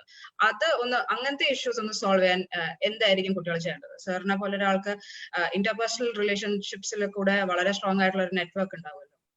Again, very sorry to interrupt. I know. Okay. See, I was trying to answer that actually. The problem with this technology is technology തന്നെ it engenders certain kind of behavior. അപ്പം അത് technology ആയിട്ട് ബന്ധപ്പെട്ട കാര്യം. ഇപ്പം ഫോർ ഇൻസ്റ്റൻസ് കമ്മ്യൂണിക്കേഷൻ സ്കിൽ ഇങ്ങനെ കുറഞ്ഞു വരുന്നത് is because we now no longer frame full sentences. അതിന്റെ ആവശ്യമില്ല. 2 ഇമോട്ടിക്കോണും ഒരു ആസ്റ്ററിസ്കും വേറെ എന്തെങ്കിലും, it's all become language is changing. അപ്പൊ അതൊരു നാച്ചുറൽ ഡെവലപ്മെന്റ് ആണെന്ന് no, it is being driven by technology. It is not driven by our nature. അപ്പൊ നമ്മളിപ്പം നേരത്തെ ജോബ് സൂചിപ്പിച്ചതുപോലെ of course there is need for brevity. പക്ഷെ I don't think brevity is അങ്ങനെ മാത്രമായിരുന്നെങ്കിൽ ഒരു സാഹിത്യം ഒന്നും ഉണ്ടാകത്തില്ലല്ലോ. നമ്മൾ അതെല്ലാം കൂടെ രണ്ട് മൂന്ന് സൗണ്ട് ബൈറ്റ്സിൽ കൊടുക്കാമല്ലോ the basic information. So my point is technology itself is will drive. അപ്പം ഇതില് വേണ്ടത് എന്താന്ന് പറഞ്ഞാൽ ഈ ചെറുപ്പക്കാരികളോടുള്ള എൻ്റെ ഉപദേശം ഇസ്, നിങ്ങൾ while you use social media please spare some time for നല്ല സാഹിത്യം വായിക്കുക, നല്ല ബുക്ക് വായിക്കുക, and have a conversation with your friend, with your brother, with your father, with your mother. That will not be with emoticons ഒക്കെ അല്ലേ, that will be normal conversation. ഞാനിപ്പോ സംസാരിക്കുന്ന പോലത്തെ കോൺവെർസേഷൻ ആയിരിക്കുമല്ലോ. അപ്പൊ ഇതുമാതിരിയുള്ള നമ്മുടെ നമ്മുടെ സംസ്കാരത്തിലും നമ്മുടെ രീതികളെല്ലാം ഉൾക്കൊള്ളുന്ന മെത്തേഡ്സ് ഓഫ് കമ്മ്യൂണിക്കേഷൻ മറക്കാതിരിക്കാൻ നമ്മൾ ബുക്കുകളും വായിക്കണം, ഇതും ചെയ്യണം. 100% സോഷ്യൽ മീഡിയയിൽ ഏർപ്പെടാൻ പാടില്ല. അതേ ഉള്ളൂ എനിക്ക് പറയാനുള്ള ഉപദേശം. Thank you sir. Sir, Job സാറിനോടുള്ള എന്റെ ചോദ്യം ഹലീമ ചോദിച്ചിരിക്കുന്നതാണ്. സർ യൂണിസെഫ് ഛത്തീസ്ഗഡിന്റെ മേധാവിയാണ്. എന്നാൽ നമ്മുടെ രാജ്യത്ത് ഇപ്പോഴും ബാലവേല എന്നുള്ള ഒരു പ്രശ്നം ശക്തമായി നിൽക്കുന്നുണ്ട്. നമ്മൾ ഈ ഇടയ്ക്ക് മൈക്ക മൈൻസിന്റെ കാര്യം കേട്ടു. ജാർഖണ്ഡ് നെയ്ബറിംഗ് സ്റ്റേറ്റ്സ് ജാർഖണ്ഡിലും ബീഹാറിലൊക്കെ കുട്ടികളെ മൈൻ ചെയ്യാൻ വിടുന്നതും സ്കൂളിൽ പോകാൻ അനുവദിക്കാത്തതുമായി ന്യൂസ് റിപ്പോർട്ട്സ് വന്നിട്ടുണ്ട്. സർ, അപ്പം ഇങ്ങനത്തെ ഒരു സാഹചര്യത്തില് നമുക്ക് എന്താണ് അവരെ സഹായിക്കാൻ ചെയ്യാൻ പറ്റുന്നത്? ഇത് ഐ അണ്ടർസ്റ്റാൻഡ് നെറ്റ്വർക്കിംഗ് ആയിട്ട് ഡയറക്ട്ലി റിലേറ്റഡ് അല്ലാത്തൊരു ചോദ്യമാണ്, പക്ഷെ I think it has general relevance. അതെ, ആദ്യമായിട്ട് ഒരു കാര്യം, ഒരു ഡേറ്റ വെച്ചിട്ടുള്ള ഒരു കാര്യമാണ്. 14 വയസ്സിന് താഴെയുള്ള ബാലവേല വളരെ വളരെ കുറഞ്ഞിട്ടുണ്ട്. ഞാൻ വർക്ക് ചെയ്യുന്ന സ്ഥലങ്ങളില് ഡാബയിലും ഒരു 10 കൊല്ലം മുമ്പ് ഡാബയിലും ചെറിയ മോട്ടോർ സൈക്കിൾ റിപ്പയർ ഷോപ്പുകളിലൊക്കെ ഉണ്ടായിരുന്ന, അതുപോലെ വീടുകളിലൊക്കെ ഉണ്ടായിരുന്ന പോലെയുള്ള സ്ഥിതിയിൽ കഴിഞ്ഞ 5 കൊല്ലത്തിലായിട്ട് ഈ 14 വയസ്സിന് താഴെയുള്ള ബാലവേല വളരെയധികം കുറഞ്ഞിട്ടുണ്ട് കേരളത്തിൽ. അല്ല, കേരളത്തിലല്ല, ഇന്ത്യയിൽ. ഇപ്പൊ നമുക്ക് 14 വയസ്സിന് താഴെയുള്ള ഒരാളെ നമുക്ക് റോഡിലോ ഡാബയിലോ വീട്ടിലോ കാണാൻ നമുക്ക് പറ്റിയില്ല. പക്ഷെ ഈ കോവിഡിന് ശേഷം നമ്മൾ ഗ്ലോബലായിട്ട് നമ്മുടെ ഒരു അസസ്മെന്റ്, കോവിഡിന്റെ സാമൂഹ്യ സാമ്പത്തിക പ്രത്യാഘാതം കൊണ്ട് ബാലവേലയും ബാലവിവാഹവും പിന്നെ അതുപോലെ ബാല തസ്കരി എന്ന് പറഞ്ഞാൽ ഇത് ട്രാഫിക്കിങ്ങും ഇത് 3 കൂടാൻ സാധ്യതയുണ്ട്. അപ്പൊ ഇപ്പൊ തന്നെ നമ്മുടെ സമൂഹത്തിൽ വളരെ അലേർട്ട് ആയിട്ടുള്ള SPC കാഡറ്റ്സ് ഉണ്ട്. ഇങ്ങനെയുള്ള സംഭവങ്ങൾ ഇതേപോലുള്ള ഒരു കാഡർ നമ്മുടെ ഛത്തീസ്ഗഡിൽ ഉണ്ടായിരുന്നെങ്കിൽ എന്ന് ആഗ്രഹിക്കുകയായിരുന്നു. അപ്പൊ അത് നമുക്ക് ഉടൻ തന്നെ നമുക്ക് ചെയ്യാൻ പറ്റുന്ന ഒരു സിമ്പിൾ കാര്യം, അത് ഉടൻ തന്നെ റിപ്പോർട്ട് ചെയ്യുകയും മോണിറ്റർ ചെയ്യുകയും അല്ലെങ്കിൽ അതിന്റെ ബന്ധപ്പെട്ട ഒരാളോട് ഇപ്പൊ ഫോർ എക്സാമ്പിൾ 1098 എല്ലാവരും പറയും ബാലവേലയുണ്ട്, ബാലിതുണ്ട്. പക്ഷെ ഞാൻ ബാലവിവാഹം ഇന്ത്യയിലെ ഏകദേശം 15 ലക്ഷം ബാലവിവാഹമാണ് ഓരോ കൊല്ലം നടന്നുകൊണ്ടിരിക്കുന്നത്. പക്ഷെ ഒരാള് പോലും ഈ 1098 ഇത് വിളിക്കില്ല. വളരെ കുറച്ച് പേര് നമ്മുടെ കേരളത്തിൽ, ഞാൻ നേരത്തെ പറഞ്ഞല്ലോ 15 ലക്ഷം ബാലവിവാഹം നടക്കുന്ന സമയത്ത് നമുക്ക് NCRB റെക്കോർഡ് അനുസരിച്ച് രജിസ്റ്റേർഡ് വെറും 300 മാത്രമാണ്. അപ്പൊ ഇത്രയും കാര്യങ്ങൾ നമുക്ക് ഒരുപാട് കാര്യം ചെയ്യാനുണ്ട്. ഇതെല്ലാം ഒരു വലിയ ഒരു പ്രശ്നമാണ്. ഇത് ബാലവേലയും ബാലവിവാഹവും മാത്രമല്ല, യുണിസെഫ് പറയുന്നത് ഈ സ്കൂൾ തുറന്നാൽ തന്നെ ഒരു നല്ല ശതമാനം കുട്ടികൾ, ഒരു 10% കുട്ടികളെങ്കിലും ഡ്രോപ്പ് ഔട്ട് ആവും. അപ്പൊ ഇത്തരം ഇതില് നമ്മള് ഇത്തരം പ്രശ്നങ്ങൾ ഉണ്ടാവും. ഇത് നമുക്ക് തടയണം. അതിനുവേണ്ടി എന്തെങ്കിലും പരിപാടികൾ നമ്മൾ ഇപ്പൊ തന്നെ പ്ലാൻ ചെയ്തില്ലെങ്കിൽ ഇതെല്ലാം സംഭവിക്കാവുന്നതാണ്. നമ്മൾ കഴിഞ്ഞ 50 കൊല്ലം കുട്ടികളുടെ കാര്യത്തിൽ നേടിയിട്ടുള്ള നേട്ടങ്ങൾ ഈ കോവിഡ് കാരണം കുട്ടികൾ മരിക്കുന്നത് വളരെ കുറവാണ്. പക്ഷെ കോവിഡിന്റെ പ്രത്യാഘാതങ്ങൾ കൊണ്ട് ഈ പറയുന്ന കഴിഞ്ഞ 50 കൊല്ലമായിട്ട് നമ്മൾ നേടിയെടുത്തിട്ടുള്ള എല്ലാ നേട്ടങ്ങളും നഷ്ടപ്പെടാനുള്ള ഒരു സാധ്യതയുണ്ട്. അപ്പൊ അതിന് ഇതേപോലെ യൂത്ത് വിജിലന്റ് ആയിട്ട് യൂത്ത് മോണിറ്റർ ചെയ്യുന്നതിലും റിപ്പോർട്ട് ചെയ്യുന്നതിലും തടയാൻ അത് എങ്കിൽ അത് നല്ലൊരു സഹായകമാകുമെന്നാണ് എനിക്ക് തോന്നുന്നത്. Thank you very much sir. സമയം ഇപ്പൊ 8:30 നമ്മുടെ സെഷൻ വൈൻഡപ്പ് ചെയ്യാനുള്ള സമയമായിരിക്കുകയാണ്. ഔദ്യോഗികമായി നമ്മുടെ പരിപാടി കൺക്ലൂഡ് ചെയ്യാൻ ഞാൻ നമ്മുടെ ടീം മെമ്പറായ ആനന്ദ് മണി സാറിനെ ക്ഷണിക്കും. Thank you. Thank you, Niranjana. Good evening, everybody. Before I give a official conclusion, I just invite Vijayan sir to have a few words. Over to you. Yeah, thank you, Anand. Nothing more to say. It was really, I was looking at the chat box and nearly 40,000 comments or chats are there in the Facebook itself. Besides this Zoom. So it was really, most people have said that it is a very interesting class. And it's really, you have been explaining in detail. So I think that the youngsters especially might have really benefited out of this one. And let us hope that they will put it into practice also. So thank you so much. I'm hopeful that is, it already might have reached more than 3 lakhs people and all by seeing it. So at least 10% if they get benefit out of it, make the use of it. That will be a big achievement for all of us. Thank you so much for joining us. Thank you so much. Thank you. ബഹുമാനപ്പെട്ട IGF police Shri P. Vijayan IPS, ഏറെ പ്രിയപ്പെട്ട നമ്മുടെ സ്പീക്കേഴ്സായ Balagopal sir, Job Zacharia sir, വിലപ്പെട്ട ഞങ്ങളുടെ പ്രേക്ഷകർ സൂമിലും ഫേസ്ബുക്കിലും ഉള്ളവരെ, and my dear fellow team members, ഏറെ വിഭവസമൃദ്ധമായ ഒരു ചർച്ചയായിരുന്നു ഇന്ന് നമ്മളിവിടെ ശ്രവിച്ചുകൊണ്ടിരുന്നത്. മനസ്സ് തുറന്ന് രണ്ടുപേരും നെറ്റ്വർക്കിംഗ് ആൻഡ് ബിയോണ്ട് എന്ന വിഷയത്തെ സംബന്ധിച്ച് അവരുടെ കാഴ്ചപ്പാടുകൾ നമുക്ക് വളരെ നല്ലവണ്ണം വ്യക്തമാക്കി തന്നിരിക്കുകയാണ്. അവരുടെ അനുഭവങ്ങളും അവരുടെ കഥകളും നമ്മൾ സത്യത്തിൽ ഈ കഴിഞ്ഞ 1.5 മണിക്കൂറിനുള്ളിൽ നമ്മൾ പഠിക്കുകയായിരുന്നു. പഠിച്ചാൽ തീരാത്ത നെറ്റ്വർക്കിംഗ് എന്ന ആ പ്രതിഭാസത്തെക്കുറിച്ച്, ഒരു അപൂർവ പ്രതിഭാസമാണ് നെറ്റ്വർക്കിംഗ് എന്നുള്ളത് വിജയൻ സാർ ഉൾപ്പെടെയുള്ള 3 സ്പീക്കേഴ്സിൽ നിന്നും നമുക്ക് മനസ്സിലാക്കാൻ പറ്റി. ഇവർ ഓരോരുത്തരും ഈ ടോപ്പിക്കിൽ ഒരു യൂണിവേഴ്സിറ്റിയാണ് എന്നാണ് എനിക്ക് പറയാനുള്ളത്. 2 competing visions and we have got a very flooded array of informations. ഇവരുടെ ചിന്തകളും പ്രവൃത്തികളും പരാജയങ്ങളും വിജയങ്ങളും എല്ലാം അവർ നമ്മളുടെ മുമ്പിൽ വഴികാട്ടികളായി നമുക്ക് പറഞ്ഞു തന്നു. ബാലഗോപാൽ സാർ പറഞ്ഞ 2-3 പ്രധാന പോയിന്റ്സിലെ by design itself we are social animals design to network വളരെ വളരെ വളരെ നമ്മൾ ഓർക്കേണ്ട ഒരു വാചകമാണ്. And also another important sentences, we need movement in networking. 1000 address കൊണ്ടോ വിസിറ്റിംഗ് കാർഡോ ഉണ്ടായത് കൊണ്ട് മാത്രം നമ്മളൊരു നെറ്റ്വർക്കിംഗ് വിജയമാണ് എന്നുള്ളതല്ല.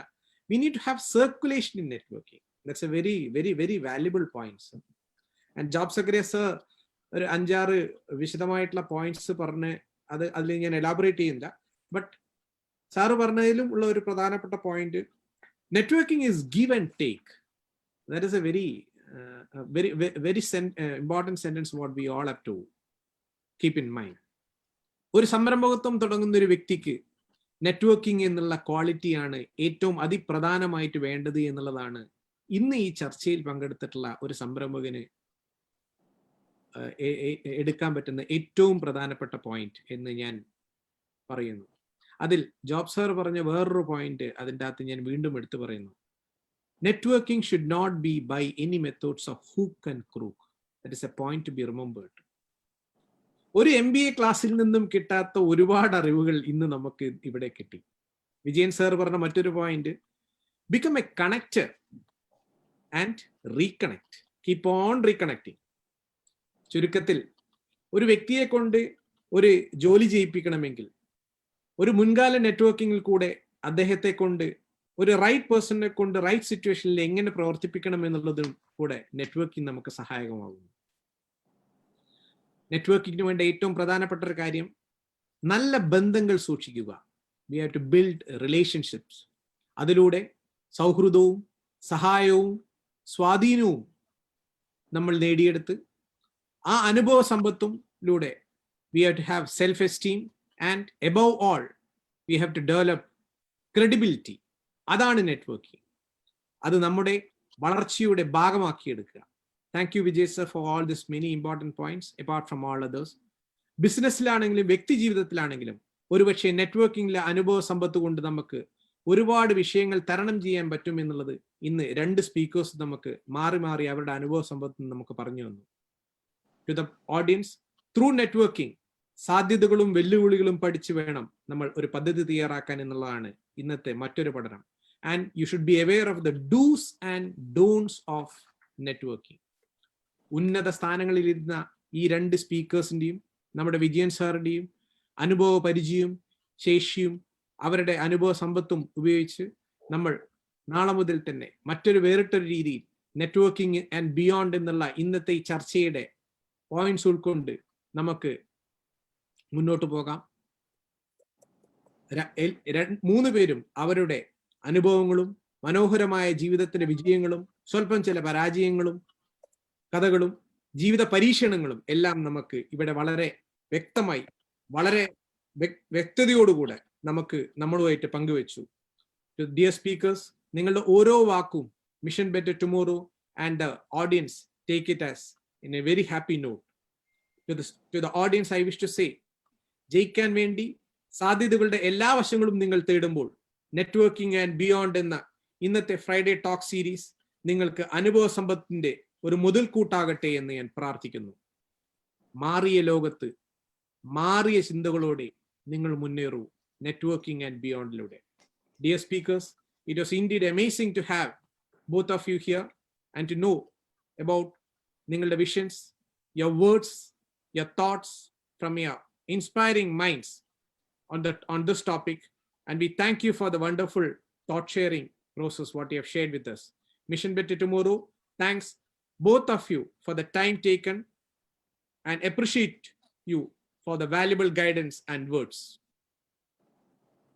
അടുത്ത ആഴ്ച മുന്നോട്ടുള്ള പ്രയാണത്തിൽ ഞങ്ങളുടെ 3-ാം പതിപ്പിന്റെ 30ാമത്തെ സീരീസിൽ കടക്കുമ്പോൾ our topic is living a legacy. ശക്തമായ സ്വാധീനം ചെലുത്തുന്ന ഒരു സ്പീക്കറാണ് അടുത്ത ആഴ്ച നിങ്ങളുടെ മുമ്പിൽ ഞങ്ങൾ കാഴ്ചവെക്കുന്നത്. But we are going to keep it in a suspense. Do not miss this session, Living a Legacy, next Friday at 7 o'clock. Thanking each one of you for the valuable participation, speakers as well as audience. Stay positive, take care, stay safe. Good night.